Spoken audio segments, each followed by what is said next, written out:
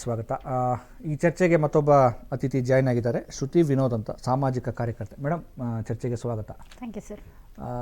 ನೀವು ಕೂಡ ಮಹಿಳೆಯರಾಗಿರೋದ್ರಿಂದ ಹುಬ್ಬಳ್ಳಿಯ ನೇಹಾ ಕೊಲೆಯಾಗಿದೆ ಇವತ್ತು.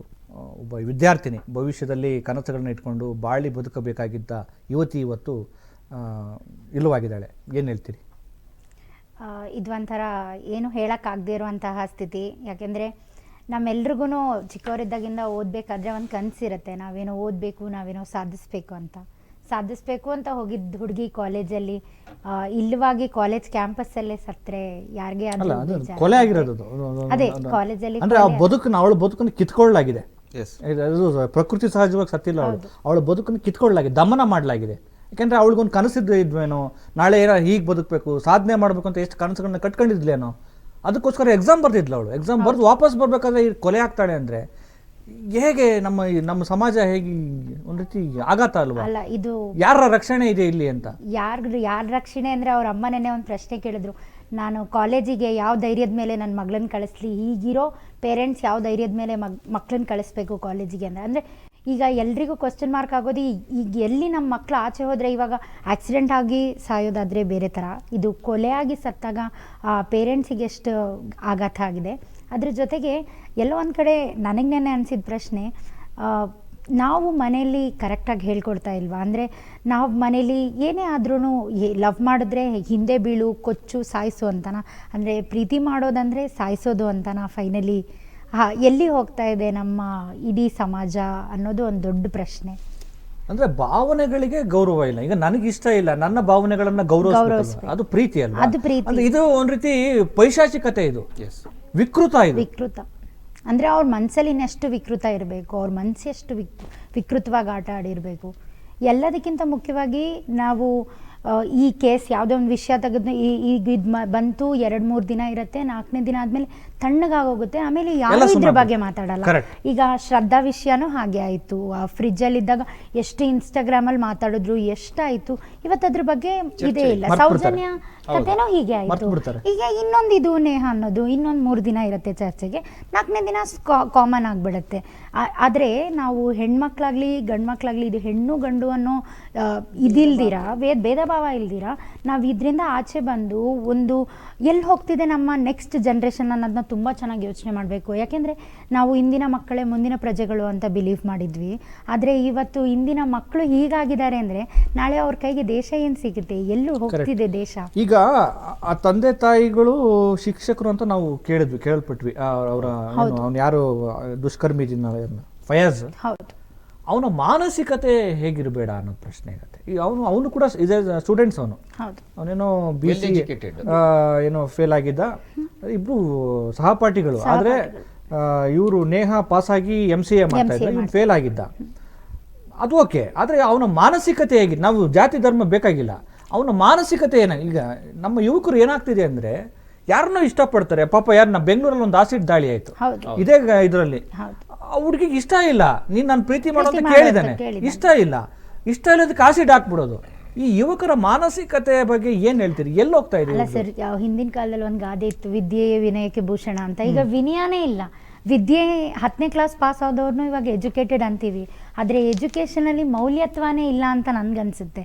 ಎರಡನೇದು, ಎಲ್ಲೋ ನಾವು ಪೇರೆಂಟ್ಸ್ ಆಗಿ ಮನೆಯಲ್ಲೇ ನಾವು ಫಸ್ಟ್ ಕರೆಕ್ಟ್ ಮಾಡ್ದಿರಾ ಆಚೆಯಲ್ಲೋ ಕರೆಕ್ಟ್ ಮಾಡೋಕ್ಕೆ ಹೋಗ್ತಾ ಇದ್ದೀವಾ ಅನ್ನೋದು ಎರಡನೇದು. ಯಾಕೆಂದರೆ ಒಂದು ಯಾವುದೋ ಒಂದು ಪ್ರಾಬ್ಲಮ್ ಆಗಿದ ತಕ್ಷಣ ಎಲ್ಲರೂ ಎದ್ದು ನಿಂತ್ಕೊಂಡ್ಬಿಡ್ತೀವಿ, ಆಮೇಲೆ ಎಲ್ಲ ತಣ್ಣಗಾದಂಗೆ. ಹಾಗೆ ಮನೇಲೂ ಈಗ ಯಾವುದೋ ಒಂದು ಇನ್ಸಿಡೆಂಟ್ ಆಯಿತು, ಅದ್ರ ಬಗ್ಗೆ ಮಾತಾಡ್ತಾರೆ.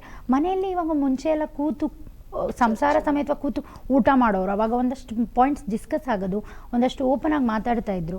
ಈಗ ಎಲ್ಲವೂ ಕೈಗೆ ಸಿಗ್ತಾ ಇರೋದ್ರಿಂದ ಎಲ್ಲೋ ಮೌಲ್ಯತ್ವ ಇಲ್ವಾ, ಮೌಲ್ಯಗಳನ್ನ ಕಳ್ಕೊಳ್ತೀವಿ. ಮೌಲ್ಯನೇ ಕಳ್ಕೊತಾ ಇದೀವಿ. ಇವಾಗ ಅವ್ರ ಪೇರೆಂಟ್ಸ್ ಟೀಚರ್ಸ್ ಆಗಿದ್ರು, ಹಾಗಂದ್ರೆ ಅವರು ಅದನ್ನೇ ಹೇಳ್ಕೊಟ್ರ ಅನ್ನೋದು ಸೆಕೆಂಡ್ರಿ. ಆದರೆ ಅವನಿಗೆ ಮೌಲ್ಯ ಸಿಕ್ಕಿಲ್ವಾ ಇದ್ರ ಬಗ್ಗೆ? ಅವನು ಒಂದು ಎಜುಕೇಟೆಡ್ ಆಗಿ ಈ ಡಿಸಿಷನ್ ಮಾಡಬೇಕು ಅಂದರೆ ಅವನಿಗೆ ಯಾವ ಥರ ಇರಬೇಕು ಮನಸ್ಥಿತಿ? ಎಲ್ಲದಕ್ಕಿಂತ ಹೆಚ್ಚಾಗಿ ಅಲ್ಲೊಂದು ಕ್ಯಾಂಪಸ್ಸಲ್ಲಿ ಬಂದು ಕ್ಯಾಂಪಸ್ಸಲ್ಲಿ ಇರಿಯೋವರೆಗೂ ಅವನ ಮನಸ್ಥಿತಿ ಎಷ್ಟು ಓಡಿರಬೇಕು? ಕರೆಕ್ಟ್. ಇದರಿಂದ ಅವ್ನ ಪ್ಲಾನ್ ಇಲ್ದಿರ ಯಾರು ಸುಮ್ಮನೆ ಬಂದ್ಬಿಡಲ್ಲ ಸರ್. ಅವರು ಪ್ಲಾನ್ ಮಾಡ್ಕೋತಾ ಇದ್ದಾರೆ. ಅವ್ರ ಪೇರೆಂಟ್ಸ್ ಆಗಿ ಅವ್ರಿಗೆ ಗೊತ್ತಾಗತ್ತಲ್ವಾ ಅವ್ನ ಮಗ ಡಿಪ್ರೆಷನ್ಗೆ ಹೋಗಿದ್ದಾನ, ಅಥವಾ ಅವ್ನ ಮಗನಿಗೆ ಸಪೋರ್ಟ್ ಬೇಕಾ, ಎಮೋಷನಲ್ ಸಪೋರ್ಟ್ ಬೇಕಾ, ಮೆಂಟಲ್ ಸಪೋರ್ಟ್ ಬೇಕಾ ಅಂತ ತಿಳ್ಕೊಬೇಕಾಗಿರೋದು ಮನೆಯಿಂದ. ಈಗ ನಾವು ಅವ್ರ ಪೇರೆಂಟ್ಸ್ ಹೇಳಿದ್ರು ನೆನ್ನೆ, ಹುಡುಗಿ ಪೇರೆಂಟ್ಸ್ ನನ್ನ ಮಗಳು ಸತ್ತಿಲ್ಲ ಬದುಕಿದ್ದಾಳೆ ಅಂದರೆ ಅವ್ರಿಗೆ ಆ ಧೈರ್ಯ ಇತ್ತು. ಇವತ್ತು ಅವ್ರ ತಂದೆ ತಾಯಿನ ನೋಡಿದ್ರೆ ಅವ್ರು ಕುಸ್ತು ಬಿದ್ದೋಗಿದ್ದಾರೆ. ಅಂದರೆ ಅಷ್ಟು ವರ್ಷ ಪ್ರೀತಿಯಿಂದ ಸಾಕಿ ಸಲಹಿ ಈ ಥರ ಮಗಳು ಎಂಡಾಗ್ತಾರೆ ಅಂದರೆ ಏನರ್ಥ ಅಲ್ವಾ? ಇದು ಸೌಜನ್ಯ ಕೇಸು ಹೀಗೇನೆ ತಗೊಳ್ತು ತಿರುವು, ಶ್ರದ್ಧಾ ಕೇಸು ಹೀಗೆ ತಿರುವು ತಗೋತು. ಶ್ರದ್ಧಾ ಎಲ್ಲಿದ್ರು ಅಂತಲೇ ಗೊತ್ತಿಲ್ಲ. ಈ ಹುಡುಗಿ ಬೆಳಗ್ಗೆ ಮನೆಯಿಂದ ಹೋಗುವಾಗ ನಾವೆಲ್ಲರೂ ಖುಷಿಯಾಗಿ ಬರ್ತೀನಮ್ಮ ಅಂತ ಹೇಳ್ಬಿಟ್ಟು ಹೊರಡ್ತೀವಿ. ರಾತ್ರಿ ಮನೆಗೆ ಹೋಗುವಾಗ ಆ ಹುಡುಗಿ ಡೆಡ್ ಬಾಡಿಯಾಗಿ ಹೋದ್ರೆ ಏನರ್ಥ? ಬೆಳಗ್ಗೆ ಹೋದವರು ಮತ್ತೆ ಮನೆಗೆ ವಾಪಸ್ ಸುರಕ್ಷಿತರಾಗಿ ಮನೆಗೆ ಬರ್ತಾರೆ ಅಂತ ಹೇಳಿ ನಂಬಿಕೆನೇ ಇಲ್ಲ ಸರ್. ನೋಡಿ ಸರ್, ರೋಡಲ್ಲಿ ಆಕ್ಸಿಡೆಂಟ್ ಆಗೋದು ಬೇರೆ, ಆದರೆ ಇದು ಕಾಲೇಜ್ ಒಳಗೆ ನಡೆಯುತ್ತೆ. ಈಗ ಕಾಲೇಜಲ್ಲಿ ನಾವು ಯಾರನ್ನಾದ್ರೂ ಅಡ್ಮಿಷನ್ ಮಾಡಿದಾಗ, ಸ್ಕೂಲಲ್ಲಿ ಅಡ್ಮಿಷನ್, ನಿಮ್ಮ ಮಗು ನನ್ನ ಜವಾಬ್ದಾರಿ ಅಂದರೆ ಈಗ ಕಾಲೇಜವ್ರ ಜವಾಬ್ದಾರಿ ತಗೋತಾರಾ? ಇದು ಕಾಲೇಜ್ ಜವಾಬ್ದಾರಿ ತಗೊಳ್ಳೋ ಸ್ಥಿತಿ ಇದೆಯಾ? ಇದು ಯಾರು ಜವಾಬ್ದಾರಿ ತಗೋಬೇಕು? ಈಗ ದೇಶದಲ್ಲಿ ಯಾವುದೋ ಒಂದು ಡಿಸ್ಕಷನ್ ಆದಾಗ ನಾನು ಮಾಡ್ತೀನಿ, ನಾನು ತಗೋತೀನಿ ಅಂತ ಮುಂದ್ಬರೋ ನಾಯಕರೆಲ್ಲ 3-4 ದಿನ ಆದ್ಮೇಲೆ ಅವ್ರು ಕಾಣೋದು ಇಲ್ಲ, ಅದ್ರ ಬಗ್ಗೆ ಮಾತು ಆಡಲ್ಲ ಅಲ್ವಾ? ನಿಜವಾಗ್ಲೂ ಮುಂಚೆ ಮೌಲ್ಯದಿಂದ ಇರಬೇಕು. ಮೌಲ್ಯ ಹಿಂದಿ ಅವಾಗೆಲ್ಲ ಓದುವಾಗ ಇತ್ತು, ಮಾರಲ್ ಸೈನ್ಸು, ಮಾರಲ್ ಎಜುಕೇಶನ್. ಈಗ ಅದೊಂದು ಸಬ್ಜೆಕ್ಟಾಗಿ ಉಳಿದ್ಬಿಟ್ಟಿದೆ, 30 ಮಾರ್ಕಿನ ಸಬ್ಜೆಕ್ಟ್ ಆಗಿ, ಬೇರೆ ಏನಾಗೂ ಉಳಿದಿಲ್ಲ ಅದು. ಸರ್, ನಮ್ಮ ನೋಡಿ ಮೇಡಮ್ ಭಾಳ ಅದ್ಭುತವಾಗಿ ಹೇಳಿದ್ರು. ನಮ್ಮ ಸಂಸ್ಕೃತಿ ಏನು, ಭಾರತ ಸಂಸ್ಕೃತಿ ಅಂತಂದರೆ ಮೊದಲಿಂದಲೂ ಎತ್ರ ನಾರೆಂತೂ ತತ್ರೆ ಅಂದರೆ ಯಾವಾಗ ಹೆಣ್ಣಿಗೆ ಒಂದು ಗೌರವ ಸಿಗುತ್ತೋ, ಯಾವ ನಾಡಿನಲ್ಲಿ ನಮ್ಮ ಸಂಸ್ಕೃತಿಯಲ್ಲಿ ಗೌರವ ಸಿಕ್ಕಿದಾಗ ಅಲ್ಲಿ ಸ್ವರ್ಗ ಇರುತ್ತೆ ಅಂತ ಹೇಳ್ಕೊಟ್ಟಿರ್ತಕ್ಕಂಥ ಸಂಸ್ಕೃತಿ ನಮ್ಮದು. ಈ ಪ್ರೀತಿ ಅಂತಕ್ಕಂಥದ್ದು ಇವತ್ತಿಂದಲ್ಲ, ನಮ್ಮ ಪುರಾಣಗಳಿಂದ ರಾಮ ಸೀತೆ ಮಧ್ಯದಲ್ಲಿ ಪ್ರೀತಿಯಾಗಿತ್ತು, ರಾಧಾಕೃಷ್ಣ ಮಧ್ಯದಲ್ಲಿ ಪ್ರೀತಿಯಾಗಿತ್ತು ಅಂತಕ್ಕಂಥದ್ದು ಈ ಮೊದಲಿಂದ ಬಂದಿರತಕ್ಕಂಥದ್ದು. ನಮ್ಮ ಸಂಸ್ಕೃತಿಯಲ್ಲಿ ಯಾವಾಗಲೂ ಪ್ರೀತಿ ಅನ್ನೋದನ್ನ ಯಾವ ರೀತಿ, ನಾನು ಇದು ಧರ್ಮದ ರಿಲಿಜನ್ ತೊಗೊಂಬರ್ತಾ ಇಲ್ಲ, ನಮ್ಮ ಸಂಸ್ಕೃತಿ ಹೇಳ್ತಾ ಇದ್ದೀನಿ. There's a lot of difference between religion and culture. ನಮ್ಮ ಸಂಸ್ಕೃತಿನಲ್ಲಿ ಯಾವಾಗಲೂ ಸಹ ಪ್ರೀತಿ ಅಂತಕ್ಕಂಥ ಒಂದು ವಸ್ತು ಯಾವಾಗಲೂ ಪರಸ್ಪರ ಅದು ಇಬ್ಬರ ಒಪ್ಪಿಗೆ ಮೇರೆಗೆ ಆಗಬೇಕು. ಅವ್ರಿಗೆ ಒಂದು ಪ್ರೀತಿ ಆಗಬೇಕು, ಊರಿಗೆ ಒಂದು ಪ್ರೀತಿ ಆಗಬೇಕು, ಒಂದು ಭಾವನೆ ಇದೆ ಸರ್, ಅದೊಂದು ಭಾವನೆ. ಆ ಭಾವನೆ ಅಂತಕ್ಕಂಥದ್ದು ಅದನ್ನು ನಮಗೆ ರಾಮ ಸೀತೆಯಿಂದ ನಾವು ಕಲ್ತಿರ್ತಕ್ಕಂಥದ್ದು, ಕೃಷ್ಣ ರುಕ್ಮಿಣಿ ಅಥವಾ ಕೃಷ್ಣ ರಾಧಾಕೃಷ್ಣದಿಂದ ಕಲ್ತಿರ್ತಕ್ಕಂಥ ಪ್ರೀತಿ, ಇದು ನಮ್ಮ ಸಂಸ್ಕೃತಿಗೆ ಬಂದಿರತಕ್ಕಂಥದ್ದು ಭಾರತದಲ್ಲಿ. ನೋಡಿ ಸರ್, ನಮ್ಮ ಸಂಸ್ಕೃತಿನಲ್ಲಿ ಪ್ರತಿಯೊಂದನ್ನು ಹೆಣ್ಣಿಗೆ ಹೋಲಿಸ್ತೀವಿ ನಾವು. ಈ ಭೂಮಿ ತಾಯಿನ ಹೆಣ್ಣಿಗೆ ಹೋಲಿಸ್ತೀವಿ, ಮರಗಳನ್ನು ಹೆಣ್ಣಿಗೆ ಹೋಲಿಸ್ತೀವಿ, ಪ್ರಾಣಿಗಳನ್ನ ಹೆಣ್ಣಿಗೆ ಹೋಲಿಸ್ತೀವಿ, ಪೂಜೆ ಮಾಡ್ತೀವಿ, ಈ ಭೂಮಿನ ಪೂಜೆ ಮಾಡ್ತೀವಿ. ಅಂತಹ ಸಂಸ್ಕೃತಿ ಇರ್ತಕ್ಕಂಥ ಈ ದೇಶ, ಅಂಥ ರಿಚೆಸ್ಟ್, ಇದು India is the richest culture in the world ಅಂತ ಹೇಳ್ತಾರೆ ಅಮೆರಿಕಾ. ಆದರೆ ಇಂಥ ರಿಚೆಸ್ಟ್ ಕಲ್ಚರ್ ಇರ್ತಕ್ಕಂಥ ಭಾರತ ಯಾವ ಕಡೆ ಹೋಗ್ತಾ ಇದೆ ಸರ್? ನಮಗೆ ಕಳವಳ ಆಗ್ತಾ ಇದೆ. ಈ ರೀತಿ ಘಟನೆಗಳಾದರೆ ಭಾರತದಲ್ಲಿ ಶಾಂತಿ ನೆಲೆಸಲಿಕ್ಕೆ ಸಾಧ್ಯನಾ? ಈ ಒಂದು ಸರ್, ನಮ್ಮಲ್ಲಿ ಈ ಒಂದು ನಮ್ಮ ಸಂಸ್ಕೃತಿನ ಯಾವಾಗ ಫಾಲೋ ಮಾಡಲಿಕ್ಕೆ ಸ್ಟಾರ್ಟ್ ಮಾಡ್ತಾರೆ? ನಾನು ಎಲ್ಲ ಟೋಟಲ್ ರಿಲಿಜನ್ಗೆ ಹೇಳ್ತಾ ಇದ್ದೀನಿ ಸರ್. ಈಗ ನಾನು ಒಬ್ಬ ಯುವಕ ಸರ್, ಇನ್ನೊಬ್ಬ ಯುವಕ, ನನಗೆ ಯಾರ ಮೇಲೆ ಒಂದು ಪ್ರೀತಿ ಆಗುತ್ತೆ ಸರ್, ಯಾರ ಮೇಲೆ ಪ್ರೀತಿ ಆಗುತ್ತೆ? ತಪ್ಪಲ್ಲ, ಅದು ಆಗಲ್ಲ, ಅದನ್ನ ಅಭಿವ್ಯಕ್ತಪಡಿಸೋದು ತಪ್ಪಲ್ಲ. ನಮ್ಮ ಕಲ್ಚರ್ ಏನ್ ಹೇಳುತ್ತೆ ಸರ್, ನೀ ಪ್ರೀತಿ ಆಗು, ನಿನಗೆ ಅಭಿವ್ಯಕ್ತಿ ಪಡಿಸೋ, ಅವ್ರ ಜೊತೆ ಸುಖ ಶಾಂತಿಯಿಂದ ಮದುವೆ ಆಗು, ಚೆನ್ನಾಗಿರು ಅಂತ ಹೇಳ್ತಾರೆ. ಆದ್ರೆ ಸಮಸ್ಯೆ ಬರೋದು ನೀನು ಸರ್ ಒಪ್ಪಿಕೊಳ್ಳದೆ ಚುಚ್ಚಬೇಡ ಅಂತ ನಮ್ಮ ಸಂಸ್ಕೃತಿ ಇಲ್ಲ ಸರ್. ಚುಚ್ಚು ಅಂತ ನಮ್ಮ ಸಂಸ್ಕೃತಿ ಇಲ್ಲ ಸರ್. ಇದರಿಂದ ನಾವು ಇಂಥವರ ವಿರುದ್ಧವಾಗಿ ನಮ್ಮ ಹೋರಾಟ ಅಷ್ಟೇ, ಇದು ನಮ್ಮ ಸಂಸ್ಕೃತಿ. ಮೇಡಮ್, ಈಗ ಓಕೆ, ಈಗ ನಂದು ಅದನ್ನ ಬಿಟ್ಟು ಪ್ರಶ್ನೆ, ನಂದು ನನ್ನ ಮನಸ್ಥಿತಿ, ಈ ಜಾಗತೀಕರಣದ ಭರಾಟೆಗಳು, ಮನುಷ್ಯ ಯಾಂತ್ರಿಕ ಆಗ್ತಿದ್ದಾನೆ, ಅವನಿಗೆ ಸಂಬಂಧಗಳ ಮೌಲ್ಯಗಳು ಕಡಿಮೆ ಆಗ್ತಿದ್ದಾವೆ, ಅವನು ಜನರ ಜೊತೆ ಬೆರಿತಾ ಇಲ್ಲ. ಕಂಪ್ಯೂಟ್ರು, ಅದು ಇದು, ಅವನಿಗೆ ಏನೇನೋ ತುಂಬ್ತಾ ಇದ್ದಾರೆ, ಏನೇನೋ ಬರ್ತಾ ಇದೆ, ಯಾವುದೋ ಭಾಷಣ ಕೇಳ್ತಾ ಇದ್ದಾನೆ, ಯಾವುದ್ಯಾವುದೋ ವಿಚಾರ ಓದ್ತಾ ಇದ್ದಾನೆ, ವಾಟ್ಸಪ್ ಯೂನಿವರ್ಸಿಟಿಗಳು ಬರ್ತಾ ಇದ್ದಾವೆ, ಅವನಿಗೆ ಯಾವುದು ಸರಿ ಯಾವುದು ತಪ್ಪು ಅಂತ ಅವ್ನಿಗೆ ಅರಗಿಸ್ಕೊಳಕ್ಕಾಗ್ತಾ ಇಲ್ಲ. ಇಂಥ ಸಂದರ್ಭದಲ್ಲಿ ಯಾರು, ಯಾವ ವ್ಯವಸ್ಥೆ ಅವರಿಗೆ ಎಜುಕೇಟ್ ಮಾಡಬೇಕಾಗಿದೆ, ಏನನ್ನು ಎಜುಕೇಟ್ ಮಾಡಬೇಕಾಗಿದೆ, ಅದು ಪ್ರಶ್ನೆ. ಈಗ ನನಗೆ ಪ್ರೀತಿ ಆಯಿತು ತಪ್ಪಲ್ಲಪ್ಪ, ನೀನು ಹೇಳೋದು ತಪ್ಪಲ್ಲಪ್ಪ, ಆ ಪ್ರೀತಿನ ಒಪ್ಪಿಕೊಳ್ಳದೆ ಇದ್ದಾಗ ಅದನ್ನ ಅಷ್ಟೇ ಗೌರವದಿಂದ ಸ್ವಾಗತಿಸಬೇಕು ಅನ್ನೋದು ಕೂಡ ಹೇಳಬೇಕಲ್ಲ. ಅದನ್ನು ಹೇಳೋರು ಯಾರು? Exactly sir. ಈಗಲೇ ನಮ್ಮ ಇದಕ್ಕೆ ಮೊದಲು ಮಾತಾಡಿದವ್ರು ಹೇಳಿದ್ರು, ಹೆಣ್ಮಗು ಸ್ಕೂಲ್ಗೆ ಕಾಲೇಜ್ಗೆ ಹೋಗೋವರೆಗೂ, ಸೆಕೆಂಡ್ PUC ಅವ್ರಿಗೆ ಹೋಗಿ ಬಿಟ್ಟು ಬಂದು ಕರ್ಕೊಂಡು ಬಂದು ಒಂದು ಸ್ವಲ್ಪ ಟ್ರ್ಯಾಕ್ ಇಟ್ಕೋಬೇಕು ಅಂತ. ಅಪ್ಪ ಅಮ್ಮ ಇದ್ದವರು ಟ್ರ್ಯಾಕ್ ಇಟ್ಕೋತಾರೆ ಸರ್. ಅಪ್ಪ ಇಲ್ಲದೇ ಇರೋ ಹೆಣ್ಮಗಳು, ತಾಯಿ ಇಲ್ಲದೇ ಇರೋ ಹೆಣ್ಮಗಳು, ಅಪ್ಪ ತಂದೆ ಇಬ್ಬರು ಇಲ್ಲದೇ ಇರೋ ಹೆಣ್ಮಕ್ಳು, ಅವರೆಷ್ಟು ಅನುಭವಿಸ್ತಿರ್ಬೇಕು ಸರ್.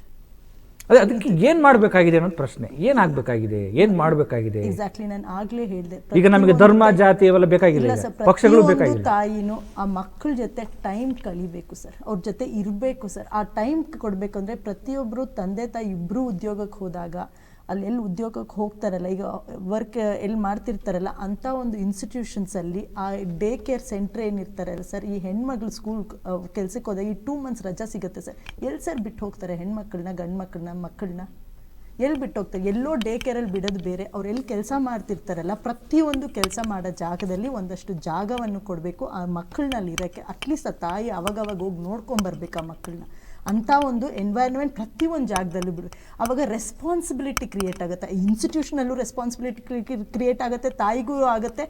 ಅಷ್ಟದಲ್ಲೇ ಒಂದು ಮಗು ಹುಟ್ಟಿದ ಮೇಲೆ ನಾವು ಒಂದು ವರ್ಷ ಮಗು ಜೊತೆ ಇರ್ತೀವಿ ಸರ್. ಅದಾದಮೇಲೆ ಕೆಲಸಕ್ಕೆ ಬಹಳಷ್ಟು ಜನ ಹೆಣ್ಮಕ್ಳು, ಈಗ ನಾವು 50% ಕೊಟ್ಟಿದ್ದೀವಿ ಸರ್ ಎಲ್ಲ ಕಡೆನೂ ಕೆಲಸ ಮಾಡೋಕ್ಕೆ.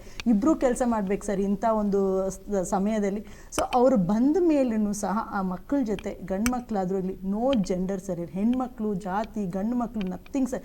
ಎಲ್ಲ ಮಕ್ಕಳನ್ನು ಕೂರಿಸಿ ಏನು ನಡೀತಿದೆ ಅವ್ರ ಮುಂದೆ ಕೂತ್ಕೊಂಡು, ಈಗ ಟಿ ವಿಯಲ್ಲಿ ಪ್ರೋಗ್ರಾಮ್ಸ್ ಬರುತ್ತೆ ಸರ್, ಒಂದು ಸಂಡೇ ಸ್ಯಾಟರ್ಡೆ ಅವ್ರು ಇದ್ದಾಗ ಇಂಥ ಒಂದು ಪ್ರೋಗ್ರಾಮ್ಸ್ ನೋಡಿ ಅವ್ರ ಜೊತೆ ಚರ್ಚೆ ಮಾಡ್ಬೇಕು ಸರ್. ಇದು ಸರಿನಾ, ಇದು ತಪ್ಪಾ? ನಾವು ಯಾವಾಗಲೂ ಹೀಗಿದೆ, ಇದು ತಪ್ಪು, ಇದು ನೀನು ಮಾಡಬೇಡ, ಇದು ನೀನು ಸರಿ, ಇದು ನೀನು ಮಾಡಬೇಡ ಅನ್ನೋದು ನಮ್ಮದು ತಪ್ಪು. ಅವ್ರನ್ನ ಕೂರಿಸಿ ಅವ್ರ ಕೈಯಲ್ಲಿ ಹಿಂಗಾದ್ರೆ ಏನು, ಇದು ಸರಿನಾ ತಪ್ಪ ಆ ಮಕ್ಕಳ ಕೈಯಲ್ಲಿ ಆನ್ಸರ್ ಮಾಡಿ ಅವ್ರ ಕ್ರಿಯೇಟಿವ್, ಅವ್ರು ಯೋಚನೆ ಮಾಡೋ ಶಕ್ತಿ ಬರ್ಬೇಕು ಸರ್. ಆ ಶಕ್ತಿ ಬಂದಾಗ ಯಾರು ತಪ್ಪು ಯಾರು ಸರಿ. ಒಳ್ಳೆ ಪಾಯಿಂಟ್ಸ್ ಹೇಳಿದೆ ಮೇಡಮ್. ಈಗ ಮಕ್ಕಳ ಯೋಚನಾ ಶಕ್ತಿಯನ್ನೇ ನಾವು ಕಸಿತಾ ಇದ್ದೀವಿ. ಅಂದರೆ ಅವ್ರಿಗೆ ಯೋಚನೆ ಮಾಡೋಕ್ಕೆ ಅವಕಾಶ ಕೊಡ್ತಾ ಇಲ್ಲ, ನಾವು ಹೇರ್ತಾ ಇದ್ದೀವಿ. ಹಿಂಗೆ ಯೋಚನೆ ಮಾಡು, ನೀನು ಇದನ್ನು ನೋಡು, ಇದ್ರ ಬಗ್ಗೆ ಮಾತಾಡು, ಇದನ್ನಷ್ಟೇ ಸತ್ಯ ಅಂತ ತಿಳ್ಕೊ ಅಂತ. ಆಮೇಲೆ ಮಕ್ಕಳಲ್ಲಿ ಈ ಜಾತಿ ಧರ್ಮಗಳ ಕಂದಕ ಸೃಷ್ಟಿ ಮಾಡ್ತಾ ಇದ್ದೀವಿ. ನಾವು ಶ್ರೇಷ್ಠ, ಅವ್ರು ಕೆಟ್ಟವರು, ಇವ್ರು ಒಳ್ಳೆಯವರು, ಈ ಧರ್ಮ ಒಳ್ಳೆಯದು, ಆ ಧರ್ಮ ಕೆಟ್ಟದ್ದು, ನಾವು ಹಿಂಗೆ ನೋಡಬೇಕು, ಅವ್ರನ್ನ ಕಂಡ್ರೆ ಮಾತಾಡಿಸ್ಬಾರ್ದು, ನಾವು ಅಷ್ಟೇ ಇರಬೇಕು, ನಾವು ಯಾರ ಜೊತೆ ಬೆರಿಬಾರ್ದು. ಹಿಂಗೆ ಮಕ್ಕಳಲ್ಲಿ ಸಂಕುಚಿತೆಯನ್ನು ತುಂಬ್ತಾ ಹೋದಾಗ ಅವ್ರು ಹಂಗೆ ರೂಪುಗೊಳ್ತಾರೆ. ನಿಜವಾಗ್ಲೂ ಕೂಡ ನಾವು ತುಂಬಬೇಕಾಗಿರೋದು ನಾವೆಲ್ಲರೂ ಒಳ್ಳೆಯವರು, ಸಮಾನರು ಅಲ್ವಾ ಅಂತ ಅನ್ಸುತ್ತೆ ಸರ್. ಮುಂಚೆ ನಮ್ಗೆಲ್ರಿಗೂ ಅದೇ ಹೇಳಿದ್ನಲ್ಲ, ಎಜುಕೇಷನ್ ಒಂದು ಕ್ವಾಲಿಫಿಕೇಶನ್ ಆಗಿಬಿಟ್ಟಿದೆ ಇವತ್ತು ಅಷ್ಟೇ. ಎಜುಕೇಷನ್ ಅನ್ನೋದು ನಿಜವಾದ ಸ್ಕಿಲ್ಲಲ್ಲೇ ಇಲ್ಲ, ಅವರಲ್ಲಿ ಮೌಲ್ಯ, ಮಾರ್ಕ್ಸ್ಗಳ ಅಂಕಾಧಾರಿತ ಶಿಕ್ಷಣ ಆಗಿದೆ ಇವಾಗ. ಒಂದು ವಿಷಯ ಹೇಳಬೇಕು ಅಂದರೆ, ನಾನು ಮಾಡಿದ ತಪ್ಪು ನೀನು ಮಾಡಬೇಡ ಅಂತೀವಿ, ತಪ್ಪು ಮಾಡೋ ಅಲ್ಲಿ ತಿದ್ದುಗೋ ಅಂತ ನಾವು ಅವಕಾಶನೇ ಕೊಡ್ತಾ ಇಲ್ಲ. ಮಗು ಬೀಳ್ತಾ ಇದ್ದ ನಡೀತಾ ಇದ್ದಾಗ ಬಿದ್ಬಿಟ್ರೆ ಬೀಳ್ಬೇಡ ಅಂತ ಹೇಳ್ತೀವಿ, ಹಿಂಗೆ ನಡಿ ಅಂತ ಹೇಳ್ಕೊಡಲ್ಲ. ಅಂದರೆ ನಾವು ಎಲ್ಲೋ ನಮ್ಮ ಮೌಲ್ಯಾಧಾರಿತ ನಾವು ಕಲ್ತಿದ್ನ ಎಲ್ಲೋ ಹೇರಕ್ಕೆ ಹೋಗಿ ಮಕ್ಕಳಿಗೆ ನಾವೇ ರಾಂಗ್ ಇಂಪ್ರೆಷನ್ ಕ್ರಿಯೇಟ್ ಮಾಡ್ತಾ ಇದ್ದೀವ, ಮಕ್ಕಳನ್ನ ನಾವೇ ತಪ್ಪು ದಾರಿಯಲ್ಲಿ ನಡೆಯೋಕ್ಕೆ ಹೇಳ್ತಾ ಇದ್ದೀವ. ಇದು ಎಲ್ಲದ್ರೂ ನನಗೆ ತುಂಬ ಕ್ವೆಶ್ಚನ್ ಇದೆ. ಯಾಕೆಂದರೆ ಈ ಎಲ್ಲೋ ನಾವು ಮಾಡ್ತಾ ಇರೋದು ಸರಿ ಇದೆಯಾ ಇಲ್ವಾ? ಮುಂಚೆ ಸರ್ ತುಂಬ ಕುಟುಂಬ ಇರ್ತಾ ಇತ್ತು, ಯಾರೋ ಒಬ್ಬರಾದರೂ ನೋಡ್ಕೊಳ್ಳೋರು. ಈಗೆಲ್ಲೋ ನ್ಯೂಕ್ಲಿಯರ್ ಫ್ಯಾಮಿಲಿಯಾಗಿ ನಾವು ದುಡಿತಾ ಇದ್ದೀವಿ, ಹೆಣ್ಣು ದುಡಿಬೇಕು, ಗಂಡು ದುಡಿಬೇಕು, ಮನೇಲಿರುವ ಮಕ್ಕಳನ್ನ ನೋಡ್ಕೋಬೇಕು ಅಂದಾಗ ಅವ್ರಿಗೂ ಭಾರ ಜಾಸ್ತಿ ಆಗ್ಬೋದು. ಎಲ್ಲೋ ನ್ಯೂಕ್ಲಿಯರ್ ಫ್ಯಾಮಿಲಿ ಆಗಿದ್ದೇ ತಪ್ಪಾ ಅನ್ನೋದೊಂದು ದೊಡ್ಡ ಪ್ರಶ್ನೆ. ಯಾಕೆಂದರೆ ಮುಂಚೆ ಇದು ಯಾವುದೂ ಇರಲಿಲ್ಲ.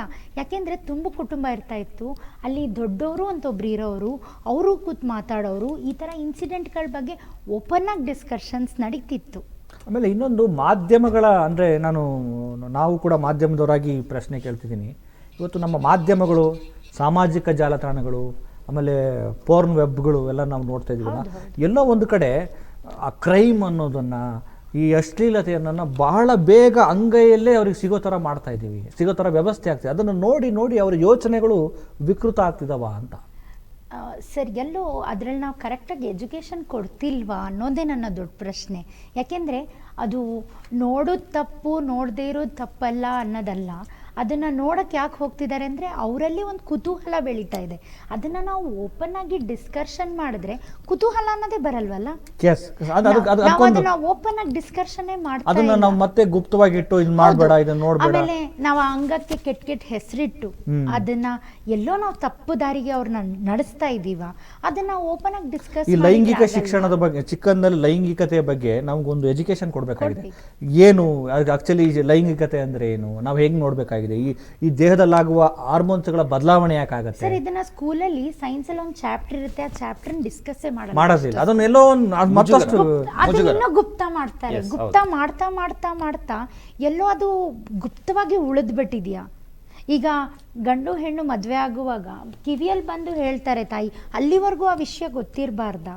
ಗೊತ್ತಿರುತ್ತಪ್ಪ, ಆದರೆ ಅದನ್ನು ಮಾಡೋದು ತಪ್ಪ, ನೋಡೋದು ತಪ್ಪ. ಸರ್, ಯಾವಾಗ ನಮ್ಮಲ್ಲಿ ಕುತೂಹಲ ಜಾಸ್ತಿ ಆಗುತ್ತೆ ನಾವು ಅದರ ಹಿಂದೆ ಹೋಗ್ತೀವಿ.